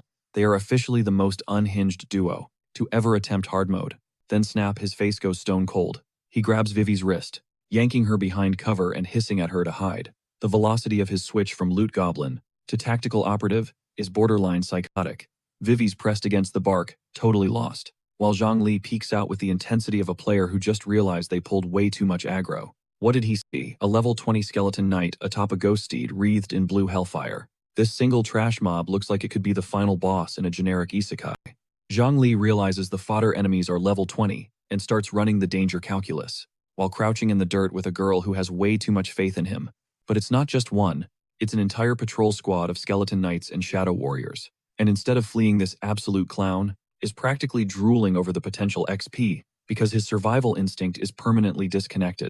Except the stealth mission lasts about 4 seconds. They get made instantly, and their faces just scream, oops. So much for stealth mode. The concealment strategy fails hard, and suddenly skeleton knights are rushing in, screaming about intruders and swinging blades like they are trying to evict tenants from life itself. Zhongli barely snaps into a combat stance in time. Luckily, these boneheads possess the battle AI of a glitched tutorial bot, broadcasting their moves a week in advance. If they had a single brain cell between them, this would be game over. Perfect opportunity to beta test that new swamp spell dropped by the Wolf King. He slams his staff down, transforming the battlefield into a toxic green nightmare. Who needs instructions when you can just figure it out in the middle of a deathmatch? The lead knight's horse plunges into the sludge, like it hit a patch of wet cement, rattling violently as the mount and rider get permanently stuck. In mid-stride, time for the combo breaker. He chases the crowd control setup with a max-level fireball, and that smirk confirms these trapped mobs are about to get a masterclass in elemental devastation. Boom! The detonation ripples across the bog, blasting bones apart like shrapnel in a horror movie scene. This upgraded swamp skill dominates a 30-meter radius, instantly upgrading Zhongli. From a solo assassin to a legitimate area of effect god, he towers over the dissolving undead, realizing he never has to bother with one-on-one duels ever again. And with skeletal hands, still reaching helplessly from the muck, he strikes the ultimate flex pose of the season. But then a noise echoes from the deep woods. Vivi perks up, wondering if another player is engaging a boss because surely they aren't the only ones crazy enough to raid this dungeon. Zhongli connects the dots fast. Other explorers must have aggroed the Dark Mage prematurely. He orders Vivi to hold position while he scouts ahead, because this guy has a severe case of main character syndrome. He stumbles upon a full squad of armored knights getting absolutely wrecked by skeleton swarms. Their tank is shrieking for an escape scroll, realizing the party is seconds away from a total wipe. And right in the center of this chaos stands a purple-haired beauty who instantly rewrites my entire tier list, looking like the artists spent half the budget just rendering her design. A skeleton knight crashes onto her bodyguard with the impact of a runaway semi-truck, and the guy barely raises his shield before getting smashed into the dirt. Another undead winds up for the kill shot, and the bodyguard freezes, knowing his defense is broken, and there is zero space between him and a gruesome respawn screen. Suddenly, Zhongli slides in with light armor, tanking the hit like he was waiting for the perfect cinematic camera angle, which, let's be real, he totally was. The purple-haired goddess spins around, gasping Zhongli's name. The recognition in her eyes proves she knows our protagonist from back in the day, and their backstory just became the most gripping plot hook of this arc. The squad leader clocks him too, identifying him as the academy student, sounding completely baffled that the class underachiever just face-tanked a level 20 mob. Then it clicks, Zhongli only awakened days ago. The knight is frantically trying to calculate how a rookie is casually strolling through a hard mode raid, stopping lethal blows. The knight steps up, warning Zhongli these enemies are out of his league and they can't waste mana saving him, which might be the most ironically incorrect statement ever uttered during a rescue mission. Zhongli hits them with a smile sharp enough to cut glass, knowing he is about to humiliate every pro on this map. He tells them to chill, then unleashes a blazing inferno that engulfs the skeleton army like the server just executed a delete command. The bone cavalry charges blindly into the heat because undead AI is trash slamming into a firewall that incinerates them on impact. Plus 40 XP per kill, scrolling by in a glorious feed. This guy just farmed more experience in 5 seconds than this elite squad managed all day. He scratches his head, looking totally bored, and simply says, "Done." The system pings level 17, confirming his absolute supremacy over the dungeon. The knight who told him to run is left slack-jawed, stuttering in disbelief at the one-sided massacre. One casual move and his reality fractures. You can practically see his brain short-circuiting as the sheer impossibility of the situation breaks him mentally. The camera pans and a purple-haired vision of absolute perfection whispers that the display is downright impressive. Her golden eyes are sparkling like she just unboxed a mythic drop she has been hunting for. The way the artist rendered this specific panel is lethal enough to require a warning label. Meanwhile, the knights pivot instantly from, "We don't need you to, we totally could have done that," screaming at him to get lost. It is the most embarrassing level of cope I have ever seen from armored professionals. But Purple Hair ignores the noise and strides right up to Zhongli. She does not hesitate, telling him she knew her instincts were sharp. And this absolute buffoon has zero clue who is standing in front of him, because his social awareness is permanently disconnected from the server. Then the gears finally turn and he hits us with a flat "Oh, you are Mo Ching Ching, that genius girl ranked alongside Lee Moen." This basically confirms she is certified Academy royalty, and she has been spectating his gameplay this entire time. Ching Ching warns him the dungeon is dangerous, while her salty knight mutters in the background, claiming Zhang Li only stole monsters they had already weakened, which might be the funniest lie ever told in human history. Coming from a guy who was eating dirt face first 30 seconds ago, the knights puff up, flexing that they are elite Black Iron rank members, insisting he does not need to worry about them. The amount of unearned confidence radiating from this squad could power the entire electric grid of a small city. Zhang Li could not care less about their resumes and turns to bounce. He has a boss to hunt, and these NPC-tier bodyguards are just burning his speedrun timer. He throws one glance back, mentally noting that these clowns struggle with basic trash mobs, confirming they are zero threat to his boss loot drops. But Ching Ching is not letting him go that easy. She chases him down, and drops a truth bomb that he is likely not even Black Iron rank yet. And the specific way she phrases it tells me she is about to make an offer he physically cannot refuse. This guy casually flexes that he is already level 17 and ranking up will be quick. Ching Ching just freezes, trying to process how a dude who awakened days ago is already threatening her tier. The shock painted on her face is 100% legitimate, because hitting level 17 in a few days, with damage output that shames Black Iron pros, that is the kind of growth rate that breaks the ranking system. She is genuinely trying to figure out if she is looking at a prodigy or a glitch in the Matrix. So, she pulls a glowing pendant from between her collarbones and asks him to carry the dungeon run. And I need everyone to understand that the camera angle the artist chose for this negotiation scene, it should be classified as a war crime against male concentration. She reveals the quest reward is a Black Iron promotion gem, which she pulls directly out of the pendant like a magician whose entire trick is making men agree to contracts they have not read. Zhang Li's eyes go wide for the first time in ages because that pendant is a spatial storage item, meaning this woman is walking around with expanded inventory space hanging from her neck. The implications of her net worth just became extremely relevant. He stares dead at the crystal pendant that is still resting against her skin. His brain is calculating the auction house price of that item, completely ignoring the fact that he is in no position to be staring at that particular spot. Both of them start blushing because she is holding out the gem, and he is locked in. Neither of them is equipped to handle the romantic tension that just spawned in this dungeon. She clutches her chest and snaps at him to stop staring at it. The ambiguity of what it refers to is doing catastrophic damage to my man's reputation. She explains that hitting Black Iron rank requires either passing a hellish trial or using a promotion gem directly. Honestly, at this point, she could be reading the terms of service, and Zhang Li would still be listening intently. His gamer brain finally reboots, and he realizes that gem is usually too expensive to justify. But at his leveling speed, he will cap at level 20 before the dungeon ends. Without a rank promotion, all that sweet XP goes straight into the trash. So he accepts the quest, but immediately tells Ching Ching to dismiss her bodyguards, because he refuses to split XP with dead weight. The head knight nearly pops a blood vessel at the sheer audacity. The bodyguards immediately revolt, swearing there is no way they will let their lady follow some rando alone into the dark. Honestly, from their perspective, this situation has an alarming amount of red flags. But Ching Ching crosses her arms and tells them she is bored of their company, ordering them to leave immediately. The authority in her voice just reminded everyone exactly who signs the paychecks. The lead knight grinds his teeth and agrees, but insists they need to test Zhang Li's stats first, before leaving their lady with some academy freshman in a murder dungeon. Which, credit where it is due, is the first reasonable thing this man has said all day. He draws his steel and points it at Zhang Li across the clearing, demanding to see what he is working with. And Ching Ching just stands there watching the drama unfold, like she ordered a side of entertainment with her dungeon run. Zhang Li ignites his palm with raging fire and tells him, since he is begging for a test, better brace himself because holding back isn't in this guy's dictionary. We are witnessing the shortest beatdown in history, for the record books. Meanwhile, Vivi finally pulls up, and the girls start sizing each other up. Qingxin learns Vivi's government name is Shu Wei, and suddenly we have two absolute bombshells connecting. While their guy is prepping to delete an armored knight 20 feet away, Qingxin clocks the chemistry between Vivi and Zhongli, and her jealousy sensors go haywire. The harem is forming in real time and Zhongli is blissfully clueless. A cold war is brewing right over his head. Qingxin clamps onto his arm to initiate a private chat. Vivi goes into full panic mode because that is straight up territory marking. And this dude is just standing there like a prize at a fair while two women fight over him. But the drama gets cut short. A level 27 boss, the skeletal dog chieftain, spawns from the shadows.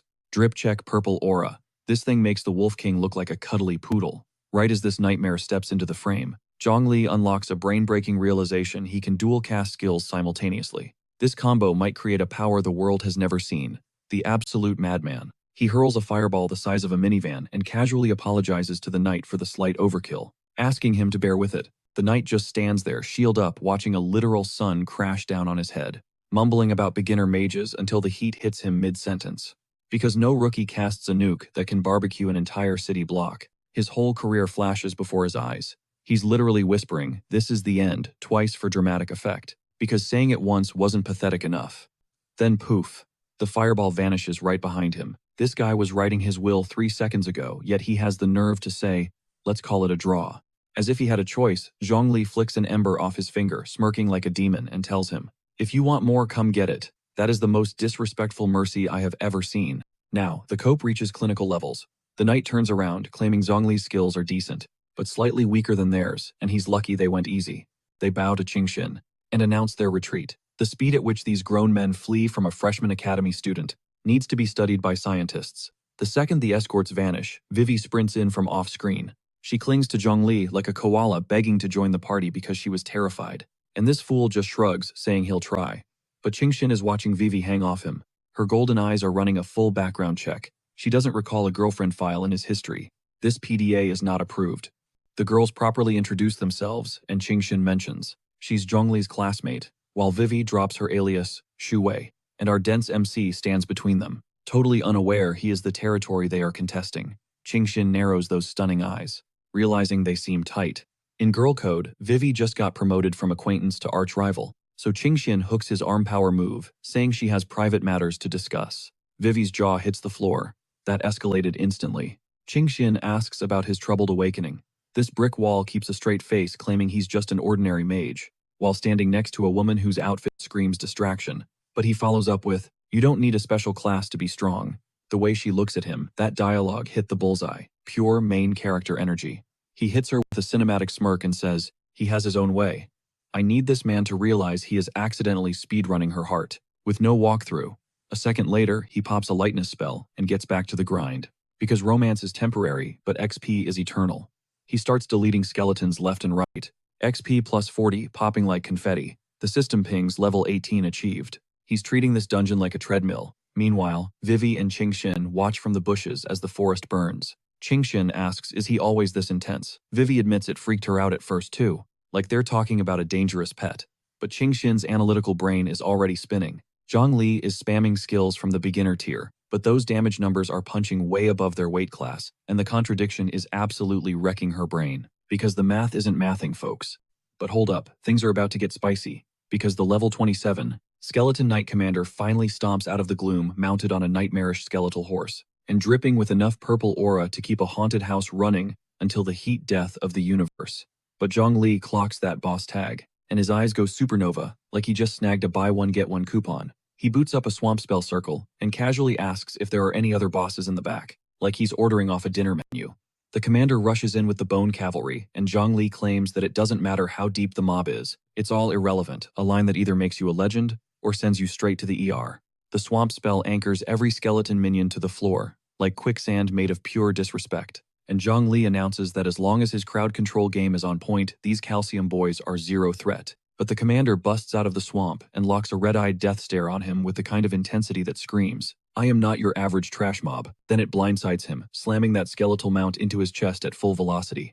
The impact sends Zhongli reeling because he severely underestimated the drift mechanics of a creature with zero muscles. He gets yeeted through the air and Qingxin screams his name, meaning the danger level just spiked from manageable to critical. The commander pivots straight for the girls, because naturally, this thing is programmed to target the squishies. Vivi starts screaming because a mounted bone warrior just added them to the kill list. Vivi steps up, ordering Ching Ching to go peel for Zhongli while she draws aggro. Keep your eyes on this girl, because she just volunteered to tank a boss 10 levels out of her league without even flinching. Ching Ching looks terrified, admitting she's scared stiff, but that look in her eyes says she's about to lock in regardless. That single look just multiplied my respect for her. But before anyone has to make a sacrificial play, a massive ice lance shears through the clearing, and Zhongli's voice cuts the noise, telling them to chill.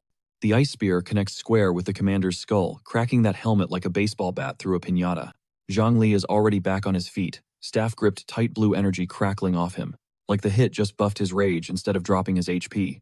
Ching Ching asks if he's good acting like she didn't just watch the man get truck-sticked by a literal horse. Turns out his lightness spell was active on impact, and without it, that wouldn't have been a scratch, it would have been a funeral. Plot armor really clocked in for the shift today. He mentally notes the boss has unexpected ranged mechanics and there's a cut on his cheek, proving this raid just earned its difficulty rating. Vivi immediately rushes in and pops her healing magic on him. Honestly, this girl clutching the sustain at every critical moment is the reason this party didn't wipe 3 episodes ago. With his health topped off, Zhongli dashes back at the commander in a blur of blue mana because this lunatic treats near-death experiences like pre-workout. Then Ching Ching drops a jaw-dropper. She clasps her hands, channeling a golden light, so radiant it turns the battlefield into a cathedral, chanting buffs for the squad and debuffs for the ops. The artist drew her glowing like a legit goddess, which is frankly rude to my heart rate. That golden light detonates across the forest like someone cracked open a second sun. Right on cue, the commander and its mount start staggering under the holy pressure. That's the window, someone yells that. Now is the prime time for a group attack combo. Zhongli charges up an arc lightning spell, wrapping himself in enough voltage to power a small nation. This panel goes hard enough to be a wallpaper. He launches the holy lightning devastation straight through the commander like a billion-volt eviction notice, shredding everything in the lane. Zhongli and Vivi both recoil at the damage spike. He gasps at the numbers, but Vivi identifies it as the blessing of holy light, juicing his output. Vivi breaks down the mechanics because her support brain never sleeps, explaining, the blessing stacks holy damage on allies, slaps vulnerability and blindness on enemies, and multiplies everyone's DPS. That's when it hits Vivi that Ching Ching is rocking the special profession, Holy Priest, which means this purple-haired angel is packing the most broken support class in the entire game, and she was hiding it behind those innocent eyes the whole time.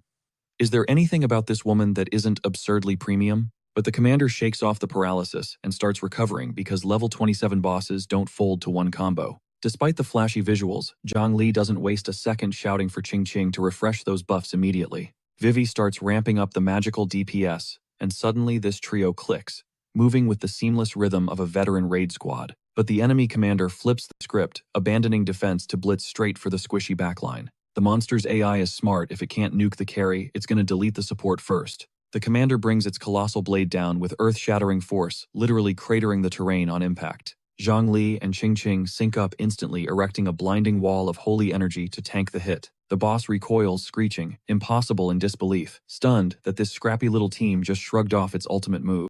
A brutal counterattack fractures the commander's skull, and for the first time, its roar shifts from rage to genuine agony-filled screeching. It's the classic RPG rule. Holy damage versus undead is straight up broken. A massive pillar of divine light blasts through the forest canopy, shining so bright you could probably see it from the dungeon entrance, literally cutscene quality visuals. As the debris clears, the commander is staggering, barely standing, its health bar completely melted into the red zone. Yet this broken pile of bones still has the nerve to bellow, stop searching like a desperate stall tactic. Too bad, Zhongli already spotted his opening. Our main character descends from the sky like a meteor weapon primed, roaring. I'm right here, radiating the kind of hype you only see in peak shonen climaxes. The finisher is surgical, slicing through the commander's torso like a hot knife through butter. Frost, energy detonates inside the skeleton, shattering every bone until there's nothing left to respawn. Zhongli touches down amidst the bone shrapnel, announcing a clean victory. That level 27 boss, the so-called nightmare of the dungeon, is now just free XP.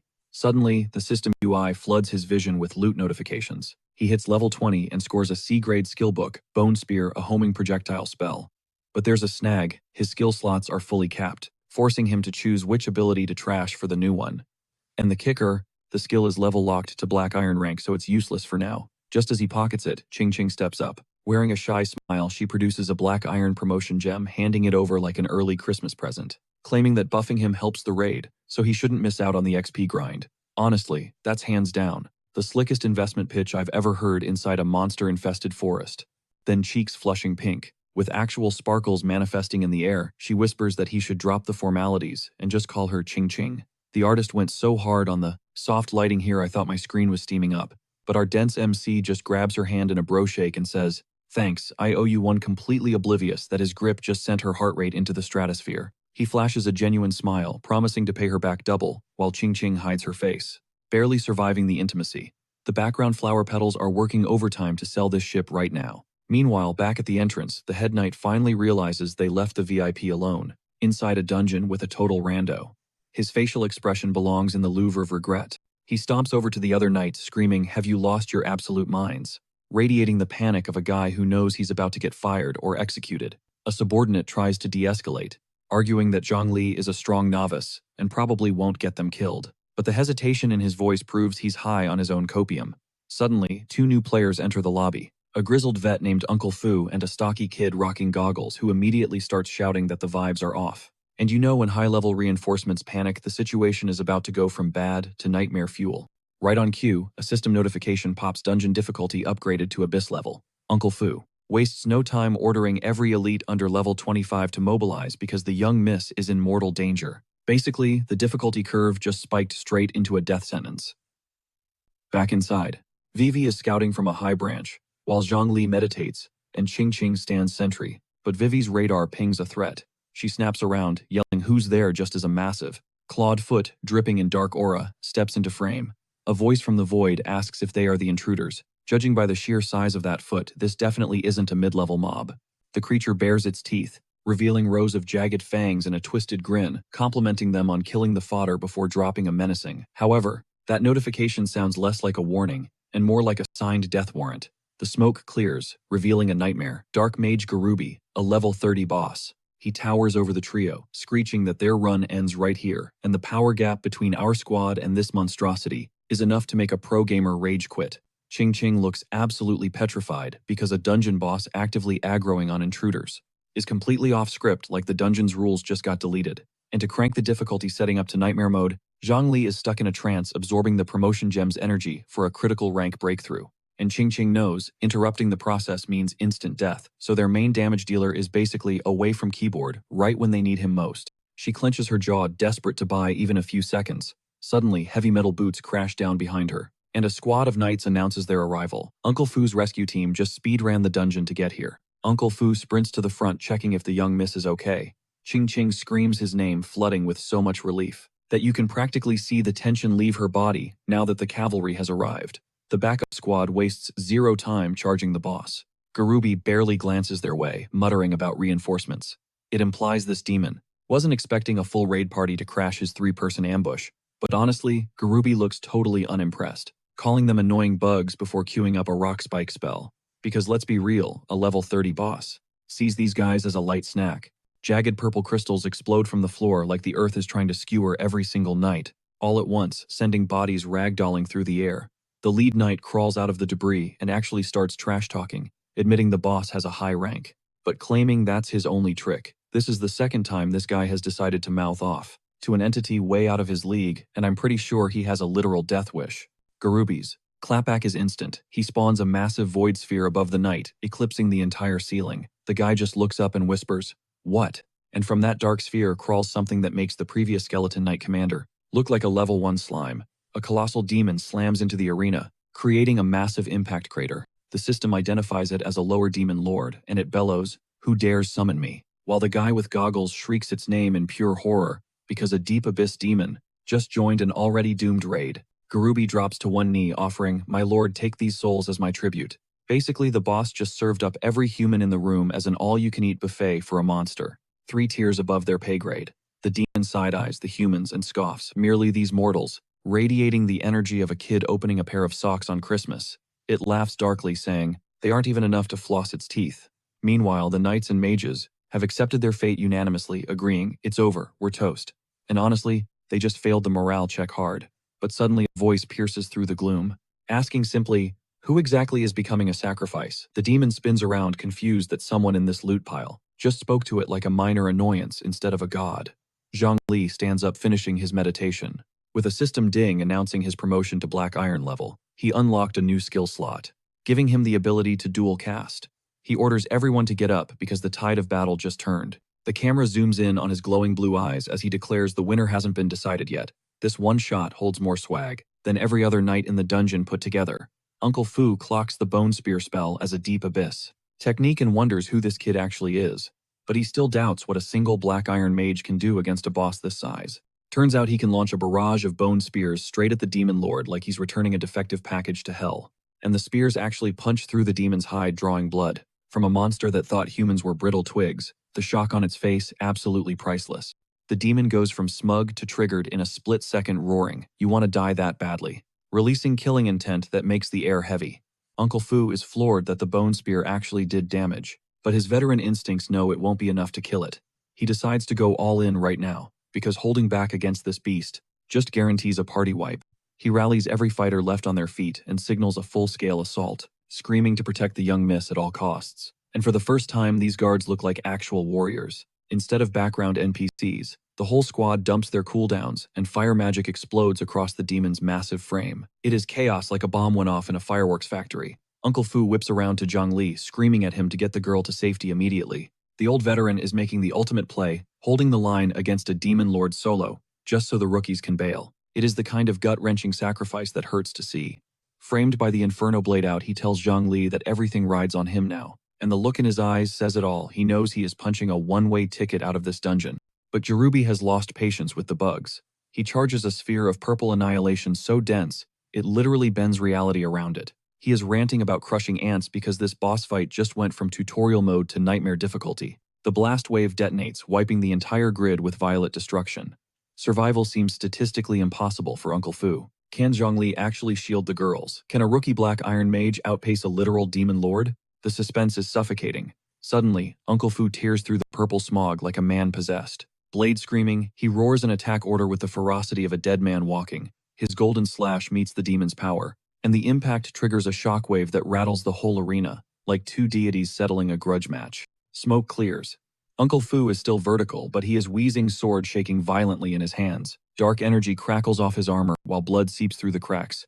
He spits a curse through clenched teeth. He dumped his whole mana pool into that hit, and the boss barely blinked, so he pulls a true veteran move. Realizing he can't win, he decides to burn his life force on one last ultimate technique just to buy a few seconds. Price tag be damned. He vaults into the air and screams, "Sword of Judgment." A massive golden greatsword manifests over the demon lord's head like literal divine intervention. It slams into the monster's guard, showering the area in golden sparks, and actually forcing the beast to stumble. It actually worked. But before the hype can settle, the counterattack snaps back instantly. It shreds his defense, lighting up his pain receptors. The demon lord grabs Uncle Fu's head like he is palming a basketball, mocking his power level. The size gap is comical. It looks like a grown man bullying a toddler. Then comes the backhand casual, dismissive like swatting a mosquito away from dinner. Uncle Fu ragdolls across the room, and the impact makes the kind of sickening crunch that confirms multiple bones just snapped.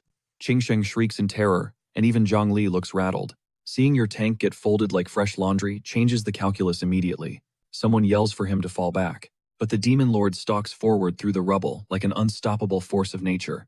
It looms over the old man's shattered form, mocking their weakness, while Uncle Fu can barely twitch. But right before the execution, a massive spear of jagged ice rips through the air, aimed dead at the monster's blind spot. Bam! It slams home, hitting hard enough to actually stagger the mountain of muscle for the first time. The rhythm is broken. Zhang Li spots the opening and screams that it is go time. While Uncle Fu bleeds out, this absolute madman prepares to solo tank the raid boss that just wrecked their carry.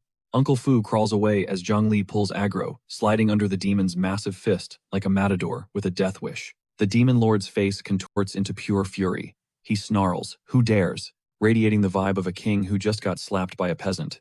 And there is Zhang Li, freshly minted black iron mage, twirling a spear sheathed in blue frost, calmly stating he will handle this business personally. The audacity is off the charts. He launches a high-speed assault, carving into the beast's hide with the ice lance, somehow barking orders for the healers to patch up, while he is actively engaging the boss. The man is multitasking death. Uncle Fu yells from the sidelines, furious that the kid came back instead of running with the VIP. He tries to take over, but Zhang Li shuts him down cold. No need. He has already decoded the boss's weakness, and he sounds terrifyingly calm about it. Even Garubi looks shook. He is bleeding and trying to process how a low-tier mage is dual-casting elemental magic. That shouldn't be possible for a rookie. But Zhongli is fusing two distinct elements into a hybrid power source, locking his spear in crystallized frost. The Demon Lord does not appreciate being a test dummy. He roars about filthy insects, sounding genuinely offended. His ego just took a critical hit. Screaming about sins, he dives straight for Zhongli's throat. Apparently, catching bodies as a Black Iron Mage is straight up illegal down here in the abyss. But Zhongli pops his agility skill and hits the Matrix dodge, weaving past that fist like the demon is lagging in 240p. The distance between that whiffed punch and his face is honestly insulting. He immediately flips the switch to offense, chaining a nasty ice spear combo right into the demon's wings while it shrieks. He is absolutely carving this monstrosity up, like a holiday turkey. Then, this absolute savage smirks and casually explains that the wings are its critical weakness. The audacity, right? Like he is tutoring the guy on his own biology. With the wings now turned into confetti, Zhongli drops the bomb that its magic casting is officially disabled. The beast stutters, demanding to know how a human figured that out. Since its whole kit just got nerfed, Zhongli starts monologuing about how the Academy drilled these anti-demon strats into his skull, claiming it is because demons are public enemy number one. But in his head, he knows finding that heart was pure RNG luck. It is all a gamble. Suddenly, both demons bust out laughing as Garubi drops a harsh reality check. Their HP regen is broken. Those cuts are healing instantly, and now the party is fighting against a ticking clock. Then things go completely off the rails. Garubi sprints at the Demon Lord, screaming about needing a power top-up right now. Even the boss looks shook. Garubi is begging for mercy while the squad watches in pure horror, knowing whatever comes next is going to be a nightmare. The Demon Lord snatches up Garubi and chugs his own minion like a pre-workout shake. Guess workplace loyalty expires fast in the abyss. And that contract just voided. Garubi gets deleted while screaming, crunching down the hatch like the Demon Lord is snacking on popcorn during a movie. Except he is the main attraction. The Lord's physique starts distorting muscles, inflating with all that stolen XP, as corrupt energy floods his veins. Then a system notification pops up that absolutely freezes the blood in my veins. The boss has entered Phase 2, Extreme Danger. It locks eyes with the party, radiating heat that could liquefy tank armor. It roars die trash and unleashes a beam of purple devastation, straight at Zhongli. The impact yeets him across the battlefield like a physics glitch. For the first time, our MC is on the back foot with zero comeback. His brain is running a mile a minute, realizing his maxed out agility is the only thing keeping him alive. His armor cannot tank another hit from that upgraded damage output. Suddenly, a golden aura nukes the screen. The system starts spamming alerts, magic attack power doubled. Make that tripled. It is Ching Ching, glowing like a goddess center stage, stacking buffs on the squad like she is building a Jenga tower. The log is scrolling so fast you cannot read it. Defense up. Speed up. Health regen active. She just turned Zhongli into a literal cheat code. The Demon Lord finally clocks the glowing squad, in the backline actually looking confused that these ants just leveled up to raid boss status. It brushes them off as annoying pests and rushes in. Phase 2 means no more talking, just killing. Even Zhongli feels that aura pressure and mutters, "This is bad." And when the MC says it is bad, you know we just went from survival mode to nightmare difficulty. The demon shrieks for blood and dives, but Zhongli's speed boost just hit 300%. He teleports across the map like he deleted his own hitbox. He slams into position right between the monster and the girls. Spear ready, shield locked, having Ching Ching and Vivi behind him while staring down a raid boss. That is skyrocketing his protagonist points right now. He triggers the light armor skill, and a golden matrix flares around his fists. System confirms defense and shield strength doubled again. He is basically a walking bunker now. The demon's haymaker smashes into his guard, sending a shockwave that levels the forest for meters. But he does not budge an inch. Just when you think it is over, the demon triggers another transformation. Its skin rots into a sickly green, dripping toxic sludge like it just crawled out of the grossest sewer in the underworld. But as its feet hit that acid, the demon pauses, looking totally lost. Why does the floor feel like quicksand? Because Zhongli already baited the trap. "Don't move," he shouts as a golden rune detonates. Boom paralysis and movement lock engaged. Zhongli stands tall in front of the squad. Icy cool. "Now let me show you." Channeling the energy of a man about to end a career, he drops a fusion spell, Thunderstorm Swamp. He mixes arcane lightning with the swamp water. The demon gets deep fried in its own prison, thrashing around but going nowhere. Lightning chains around its body, locking it in paralysis. For the first time in this raid, the momentum has officially shifted. Uncle Fu sees the opening and screams for the team to dump every single buff they have onto Zhongli immediately. He is the squad's only hope. The system logs go crazy, attack power surging past 600, 700, hitting a staggering 1000%.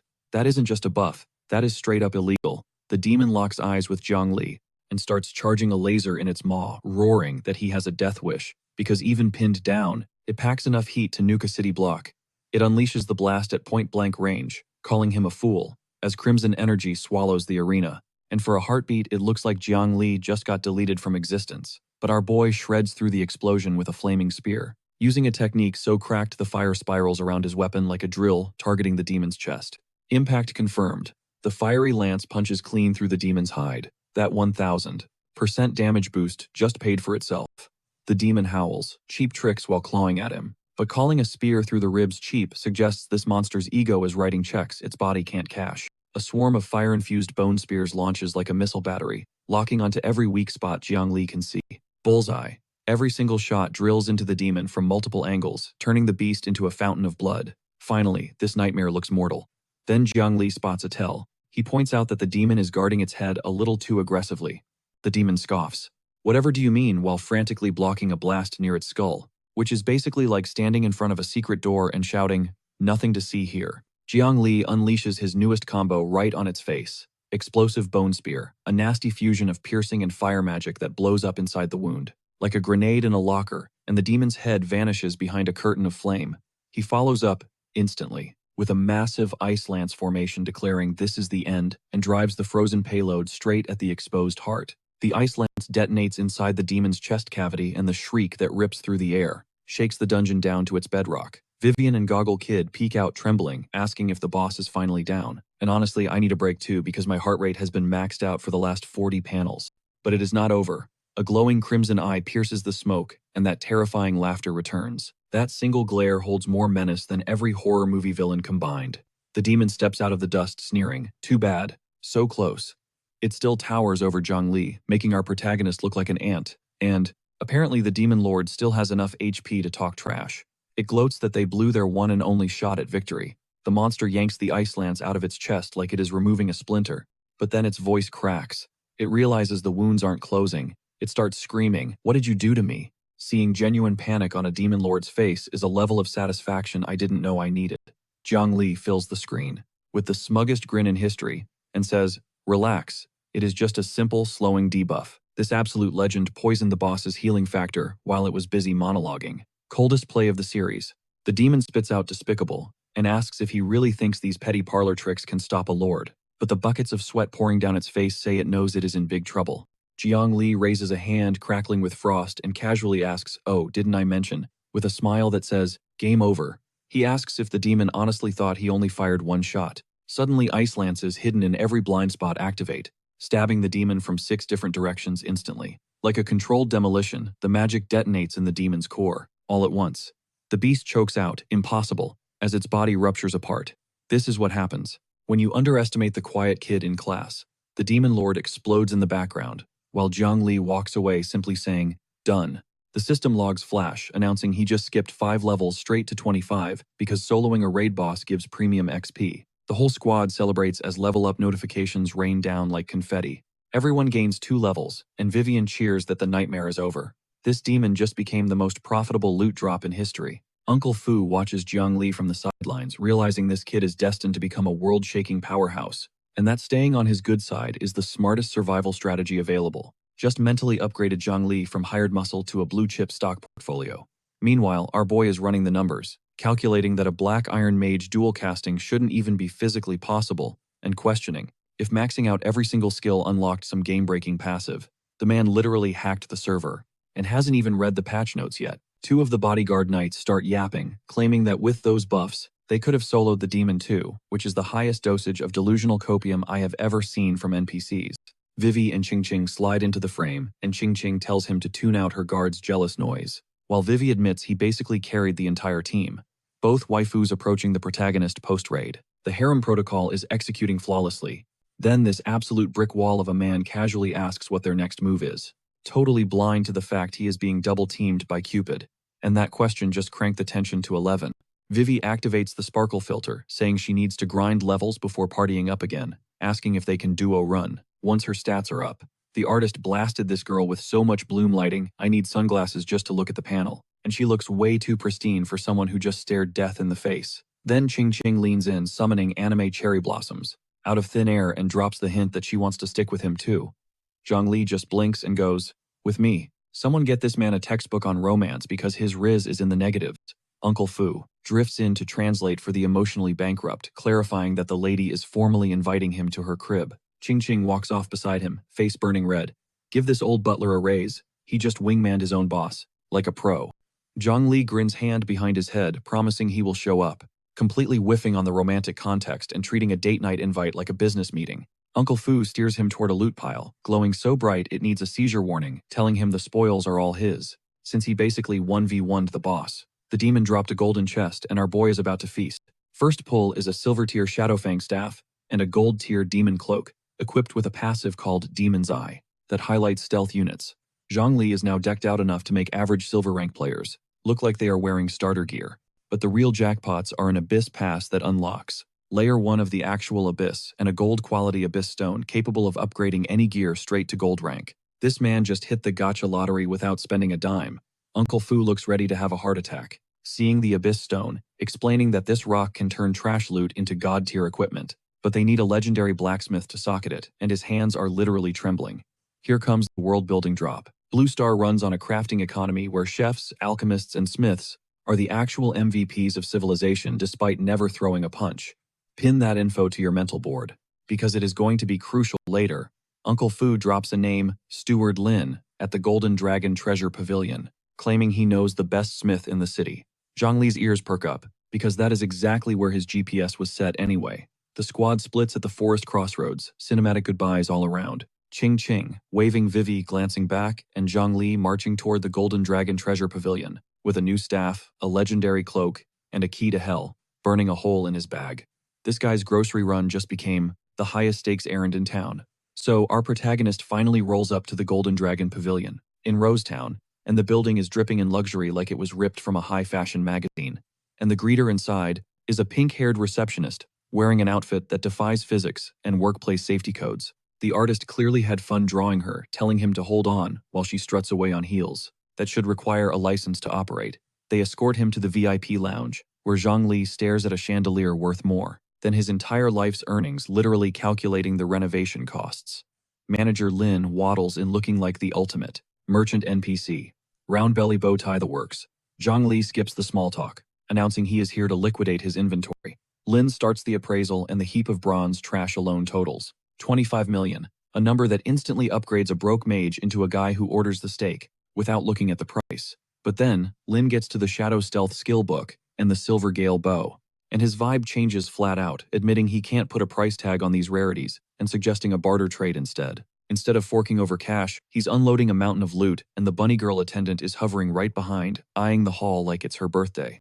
And speaking of her, she's practically hyperventilating, realizing this is the biggest single transaction she's ever laid eyes on. I need you to appreciate how the artist drew this reaction shot. She's posed like she's starring in a high-end fragrance commercial. Meanwhile, Zhongli is rattling off orders, with the casual vibe of a guy at a fast food drive-thru.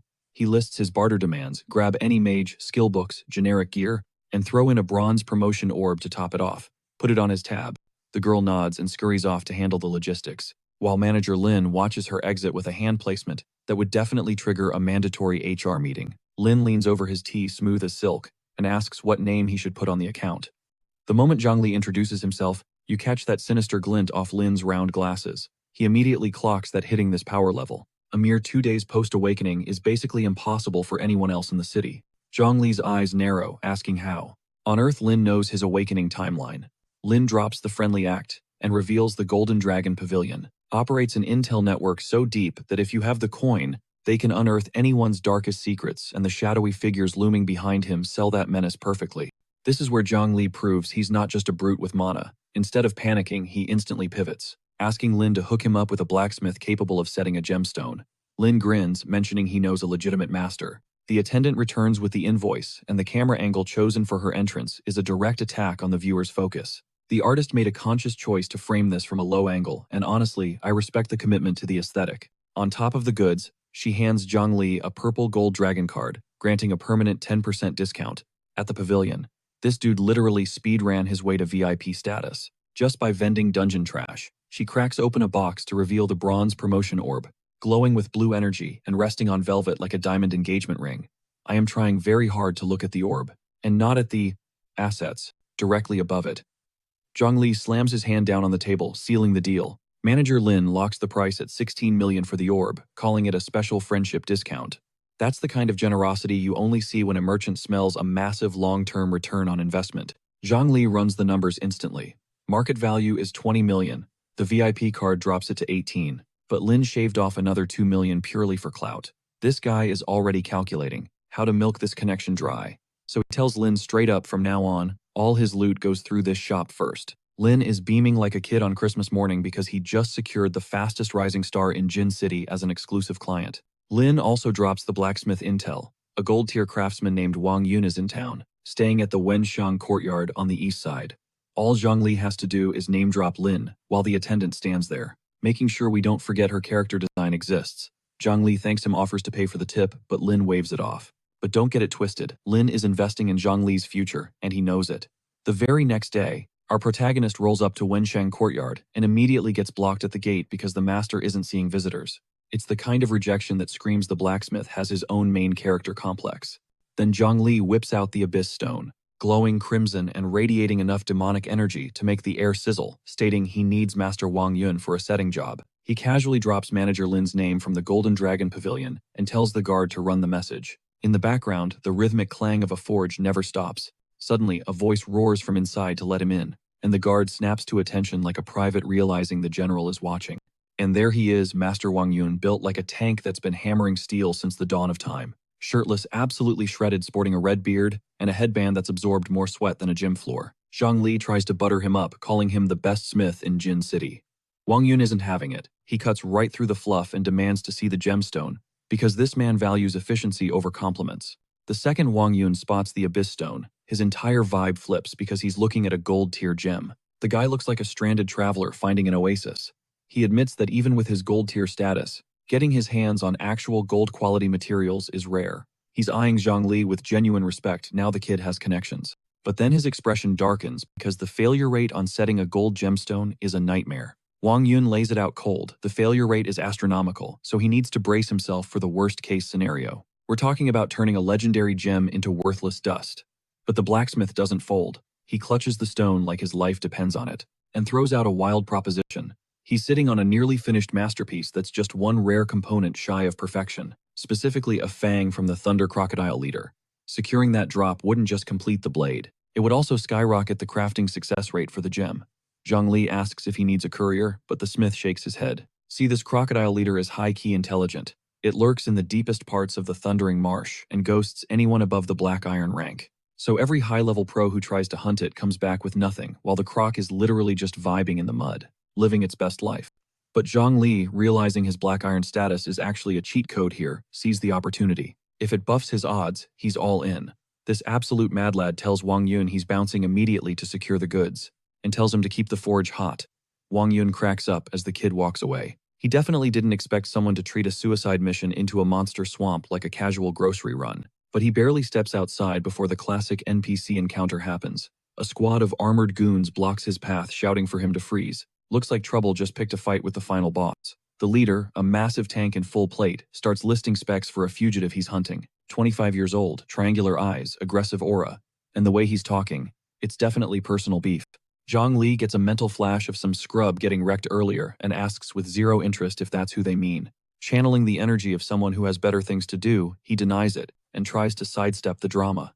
But the armored gorilla snatches his collar, screaming, "Hold up, apparently the boss's youngest son got deleted from the server." Clues point to a mage, and since Zhongli is a mage existing in their general vicinity, the Bloodwolf mercenary group decides he's guilty until proven innocent and threatens to introduce him to a world of pain. Zhongli looks this mountain of steroids dead in the eye and hits him with the ultimate rejection. Radiating the calmness of a guy who solo clears dungeons for breakfast, he turns his back. Chen Dong watches him walk away, and that cape fluttering behind him is throwing more shade than any trash talk could. This bald clown decides that a mage with a backbone needs a reality check and charges after him like he has a death wish. The local gossip channel lights up. Bystanders whisper that the big guy is Chen Dong, deputy leader of the notorious Bloodwolves. And since their leader's kid died a messy death, the whole crew is on a rampage looking for payback. One brave soul mumbles that the Bloodwolves have been terrorizing the city for way too long and karma is overdue. His friend instantly silences him because the Blood Wolf leader is a high-tier bronze ranker, backed by an army of bronze fighters ready to flatline anyone who runs their mouth. Basically, they're the server bullies. Meanwhile, Zhang Li glances back, figuring out he's accidentally stepped into some mafia drama. And for Zhang Li, annoyance is about the strongest emotional reaction these bozos are ever going to extract from him. He hits the thundering marsh, and the map is swarming with giant insects and nightmare fuel, creatures that make regular predators look like cuddly plushies. But this adrenaline junkie treats the danger zone like an XP farm, triggering a massive golden magic circle that absolutely nukes everything in a wide radius. Rain of Fire. The spell does exactly what it says on the tin orbital, striking the swamp with infernal meteors, until every mob in the vicinity is roasted to a crisp. He stands amidst the burning forest, flexing his new Shadow Fang staff, surrounded by swirling flames. No black iron mage should have this much aura, yet here we are. That smirk says it all. The area of effect damage is broken, clearing mobs way faster than his basic arcane bolt ever could. He's in full speedrun mode. Suddenly, a bush rustles.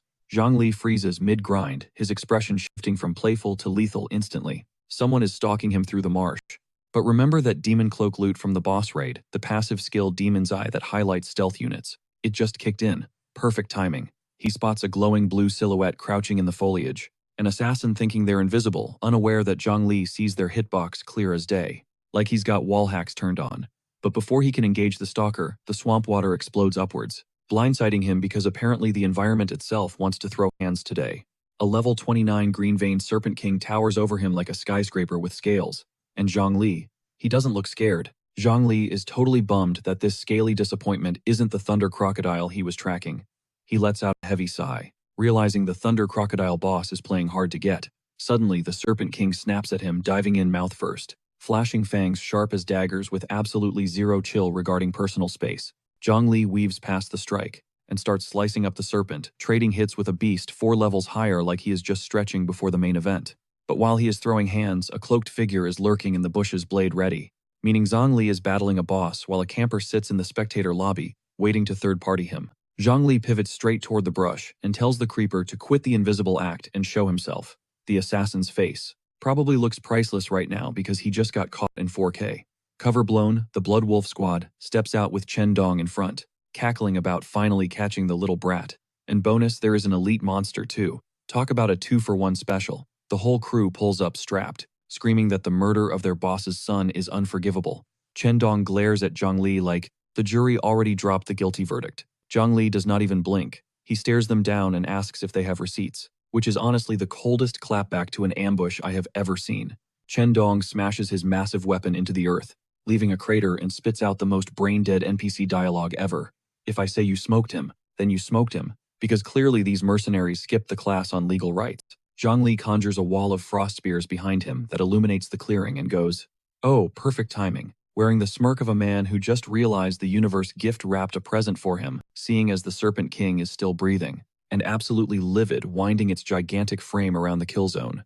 Meanwhile, Zhang Li, he stares down the beast and the goons like a chess grandmaster seeing mate in 3. He hurls a massive ice spear directly into the Serpent King's dome, and that frozen projectile hits with enough kinetic energy to make the floor tremble. The serpent's carcass plummets toward the Blood Wolf squad, like a collapsing skyscraper, forcing these clowns to scramble away from a boss drop they did not even earn, because Zhang Li just flipped their ambush into a disaster. Chen Dong's squad is staring in pure terror, because this kid just one-tapped a level 29 elite mob, and their brains are suffering severe lag, trying to calculate their survival chances. That is when Zhang Li turns back, cloak flowing like a superhero cape, and casually admits that yeah, he absolutely deleted their leader's son, dropping that truth bomb, like he is tossing out yesterday's trash. The color drains from every single Blood Wolf member's face, realizing they pulled up thinking they were predators, only to find out they are trapped in a cage with the apex predator. Zhang Li erupts with a spiraling inferno eyes, burning crimson through the blaze, and tells them that sadly, this secret goes to the grave because dead men tell no tales. And this legend is about to ensure the Blood Wolf group has some serious job openings. Zhang Li charges a fireball the size of a hatchback and yeets it into the crowd, like a special delivery, and the whole glade transforms into a pizza oven because that spell devours everything. One of the goons is literally lit up, screaming his head off because spoiler alert, armor does not save you. When a mage turns the atmosphere into a broiler, Chen Dong is full-on panicking, shouting that they are cooked if this continues. And bro, he is a little late to the party on that realization. The surviving Blood Wolf grunts, finally use a brain cell and drop to their knees trying to bribe him with loot gold. Literally anything. Just please do not unalive us. Chen Dong looks ready to hurl because not only did this kid wipe his team, the maniac openly confessed to flatlining the boss's kid. Now Chen Dong is torn between staying alive and the fact that his boss needs this intel as soon as possible. But Zhongli is not letting them off the hook, eyeing their loadout and asking where they grinded such high-tier gear. These geniuses start spilling their guts, like they are hoping for a reduced sentence, bragging about kidnapping silver rankers and ransoming them. This bald moron keeps yapping because his mouth has no filter. He says they killed a dude who fought back, looted his bronze set, and, oh, by the way, his wife was stunning, even though she was expecting. And this demon is grinning while narrating it. Says she chose to perish rather than submit. Zhongli just replies, indeed. His voice drops so low the swamp freezes over again, and then he whispers the final verdict. You all deserve death. Now that is what I call justice. Hands down the wildest flex I've ever seen in this series. Cut to the Golden Dragon Pavilion. We see Jiang Li on a video call with Lin, looking totally unbothered, like a guy who just finished filing his taxes. Lin asks about the gem setting, and Jiang Li just smiles. Smooth. But he's not here for small talk. He needs Lin to dig up dirt on the Blood Wolf mercenary group. And the way he asks so politely, while standing in the middle of a literal massacre, absolutely unhinged behavior, because the camera zooms out, and this maniac is casually chatting while surrounded by a sea of unconscious bodies. Mercenaries scattered everywhere like broken toys. When Jiang Li asks for a rush order, Lin nearly chokes on his drink, because he recognizes that name instantly. The terror on his face speaks volumes about how dangerous the Blood Wolf crew is. But Lin locks in fast. He tells Jiang Li to hang tight, while he puts his best people on it. Lin is a pro, and pros stand on business. Lin warns him not to be reckless, but Jiang Li casually mentions he got jumped in the wild, and already took out the trash. He drops that info like he's talking about a minor traffic jam. One of the goons lying face down in the dirt conveniently gives up a name. Their squad leader was Chen Dong.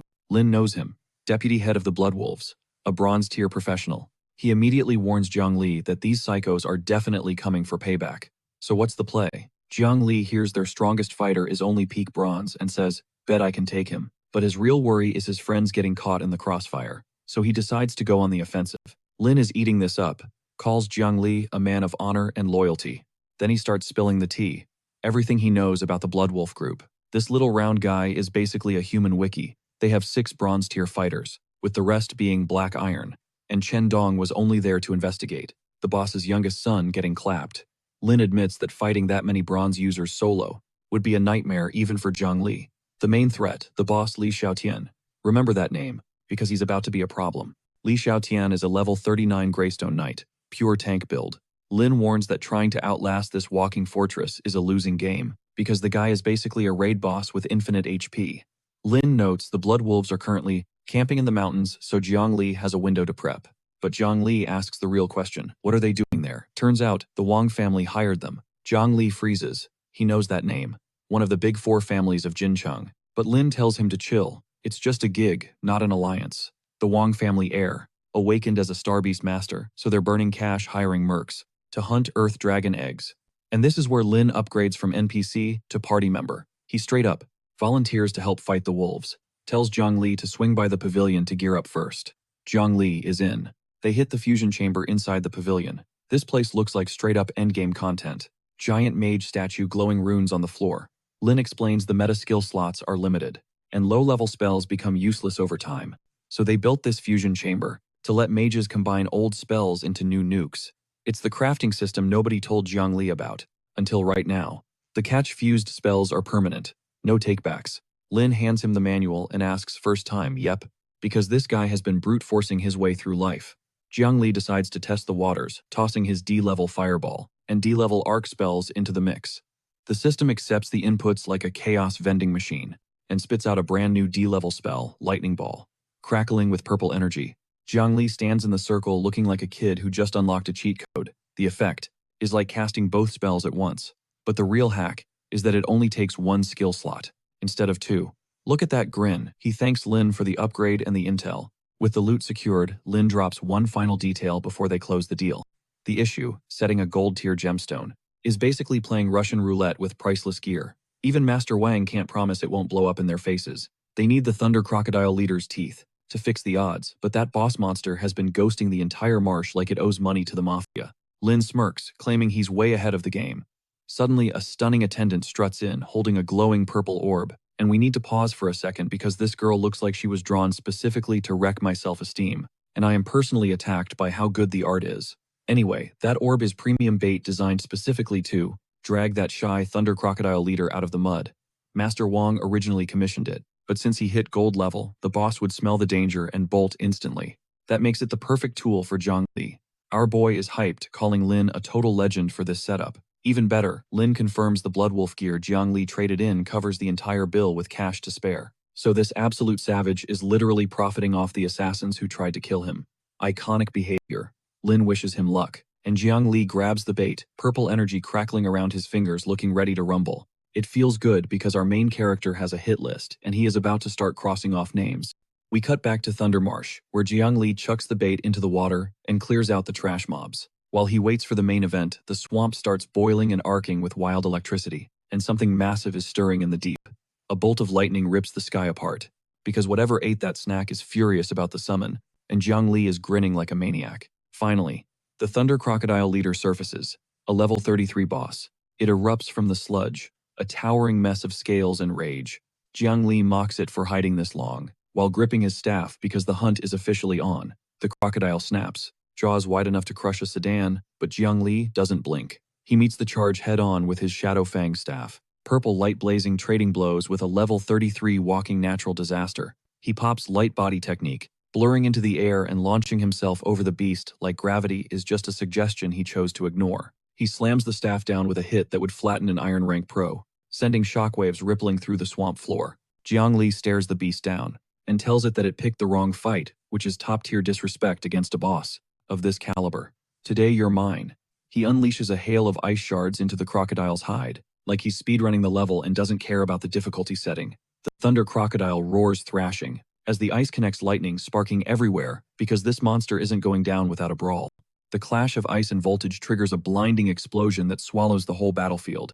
Jiang Li barely tanks the counterattack, triggering light armor just in time, and even then, he's breathing hard. That croc nearly deleted him with a lightning tail whip he didn't spot. Enough playing around. He spins up two massive ice lances like a frozen tornado and blasts them straight at the crocodile's face. The impacts sound like cannon fire, but the monster just shrugs it off.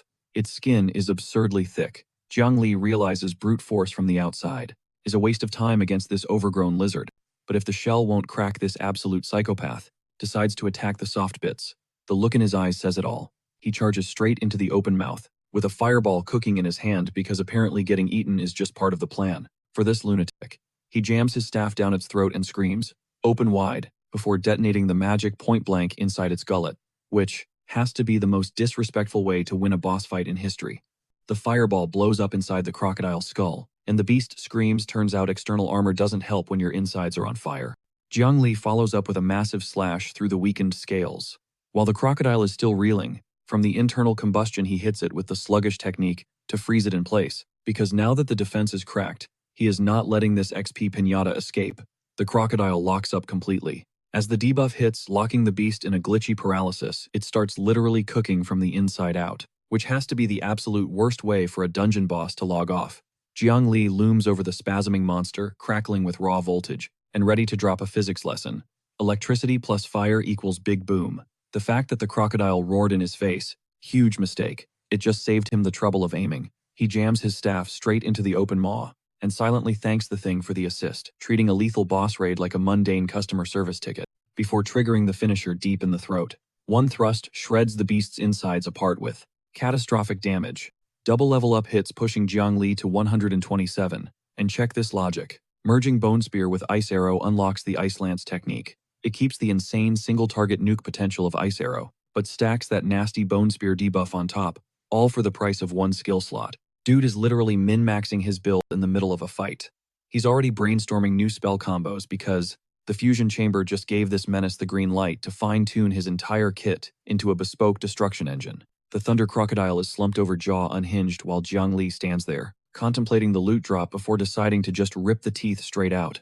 And honestly, the scale difference between him and this dead kaiju is basically a meme. Cut to nightfall. Jiang Li is chilling on a bench outside Master Wong's workshop in Rosetown, listening to the rhythmic clanging of metal inside. He actually manages to power nap because even a guy who wipes dungeon bosses for sport needs to recharge. Suddenly, the door kicks open. Wang Yun storms out, bare-chested and grinning like a maniac, screaming that it's done, looking like a blacksmith who just crafted a legendary item and can't contain the hype. Jiang Li asks for the verdict. Wang Yun is practically vibrating, claiming the embed is flawless. Then the stat block pops up. Golden Abyss Staff. Gold tier. 450 magic penetration, plus a passive called Demon Mark that tags a target, making the next spell hit for quadruple damage. Jiang Li lets out an awkward chuckle and admits it was his first time manually looting materials, which explains why those crocodile teeth looked like they were extracted with a jackhammer. But Wang Yun ignores the amateur butchery, because the staff's penetration stats are absolutely broken and the raw materials held up. He hands over the weapon like it's his firstborn child. Jiang Li hoists the Golden Abyss Staff, the core pulsing blood red against the dark sky. He murmurs that the prep phase is officially over. The chill in his voice says one thing: this man is fully geared to wage a one-man war. Right on cue, a holo screen flares up. It's Lin. Jiang Li and Wang Yun exchange a look. Destiny just hit them. With perfect timing, Jiang Li taps, accept immediately. When your personal spy master calls, this late, he's not looking to chat about the weather. Lin drops the intel bomb. The Bloodwolf Mercenary Corps is raiding the Earth Dragon's lair tomorrow. Coordinates attached. Jiang Li thanks him instantly, realizing this intel network is yielding insane ROI. Jiang Li's gaze turns icy as he declares, it's time to terminate the Bloodwolf Mercenary Corps permanently. That right there, that's the face of a guy who spent all day grinding gear specifically to wipe an entire guild off the map. You do not want to be a Bloodwolf right now. 0% chance. Meanwhile, over at the Bloodwolf HQ, in the Blackstone Mountains, the vibe is catastrophic. Someone just delivered a disaster update, and the man taking it is the big boss, Li Xiaochen. He's standing there decked in crimson plate armor, looking like he just saw a ghost. His deputy Jiang Ze lays out the timeline. Third brother messaged that he found Zhao Kang's killer, tried an ambush, and then ghosted completely. The target, some rookie mage. Li Xiaochen's expression goes pitch black, and he snarls, furious that a kid would dare step to the Bloodwolf mercenaries. The rage is real, since he just lost 2 lieutenants to the same random nobody. But here is the twist. Instead of blindly rushing out for revenge like a typical antagonist, he pumps the brakes. He decides the royal business linked to his silver rank promotion is priority 1. Revenge is on hold. Cold, yes. But also, the first high IQ play a villain has made in this entire arc. He orders an immediate recall of every member, and mobilization starts instantly. When the boss speaks, the squad jumps. The Bloodwolf army is assembling, and unleashes a fully decked-out platoon of armored mercs locked and loaded for war, which is exactly the kind of death squad Jiang Li is planning to walk into solo like an absolute maniac. The phalanx stomps through the mountain pass, Xiao Tian taking point. It would be terrifying if we didn't already know the doom awaiting them. And guess who's already ghosting them from the tree line, stalking the herd like an apex predator? They are completely oblivious to the danger. Jiang Li merges with the bark eyes locked on the convoy rolling by, silently verifying his target is actually Li Xiaotian, because this guy plays the long game. Before he hits the delete button on an entire guild, down below, Xiaotian launches into his grand monologue, hyping up the grind, telling his boys their hustle finally paid off. They've pinpointed the Earth Dragon's den, and today's the payoff. This clown has no clue he's giving a pep talk to his own funeral procession. He swears once he hits silver rank, he's going to personally track the guy who smoked his crew and skin him alive. Bold words for a guy threatening a killer lurking 30 feet behind his back. Xiaotian goes full anime villain mode, vowing unimaginable torture for enemies and eternal loyalty to his squad. Honestly, it's a solid speech, if you ignore the fact that everyone here has a 20-minute life expectancy. The squad eats it up though, fists pumping, chanting "Long live the leader," acting like they're marching to Valhalla instead of a literal meat grinder. A meat grinder named Jiang Li. Watching from the shadows, our MC decides on a simple game plan. Shadow them, let them tank the Earth Dragon, and when they're running on fumes, strike. That's not just strategy. That is investment banking with violence.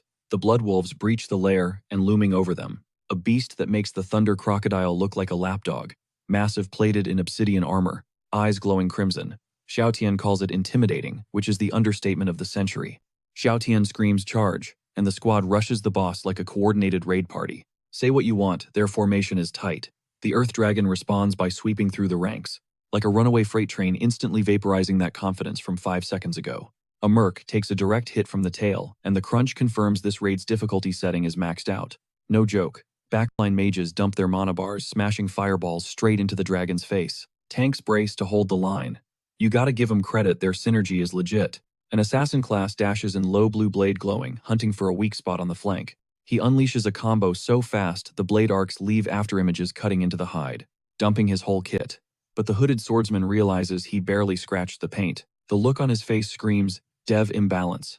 Then the dragon whips its tail around, catching a guy square in the chest, ragdolling a grown man across the cave like a chew toy. Now, the dragon's tilted. Dark energy coils around its body, charging an attack nobody here wants to be anywhere near. It slams a claw down and a swordsman barely parries in time, body trembling from an impact that should have turned him into red paste. Cues Yao Tian stepping up. He deploys Greystone Shield, face-tanking the follow-up strike with raw stats. Okay, that earns some respect. He rallies the team behind a massive hexagonal barrier, absorbing hit after hit. I'll admit it, the man is hard carrying his team right now. Xiao Tian shouts, he's going offensive, signaling the squad, because apparently being the main tank wasn't enough. This absolute unit wants to be the DPS too. He pops giant charge, doubling his muscle mass. Rocketing forward spear aimed dead at the dragon's dome. The tip slams into the earth dragon's jaw. Impact shockwaves ripple through the cavern. This dude just shoulder-checked a literal dragon, like it owed him rent money.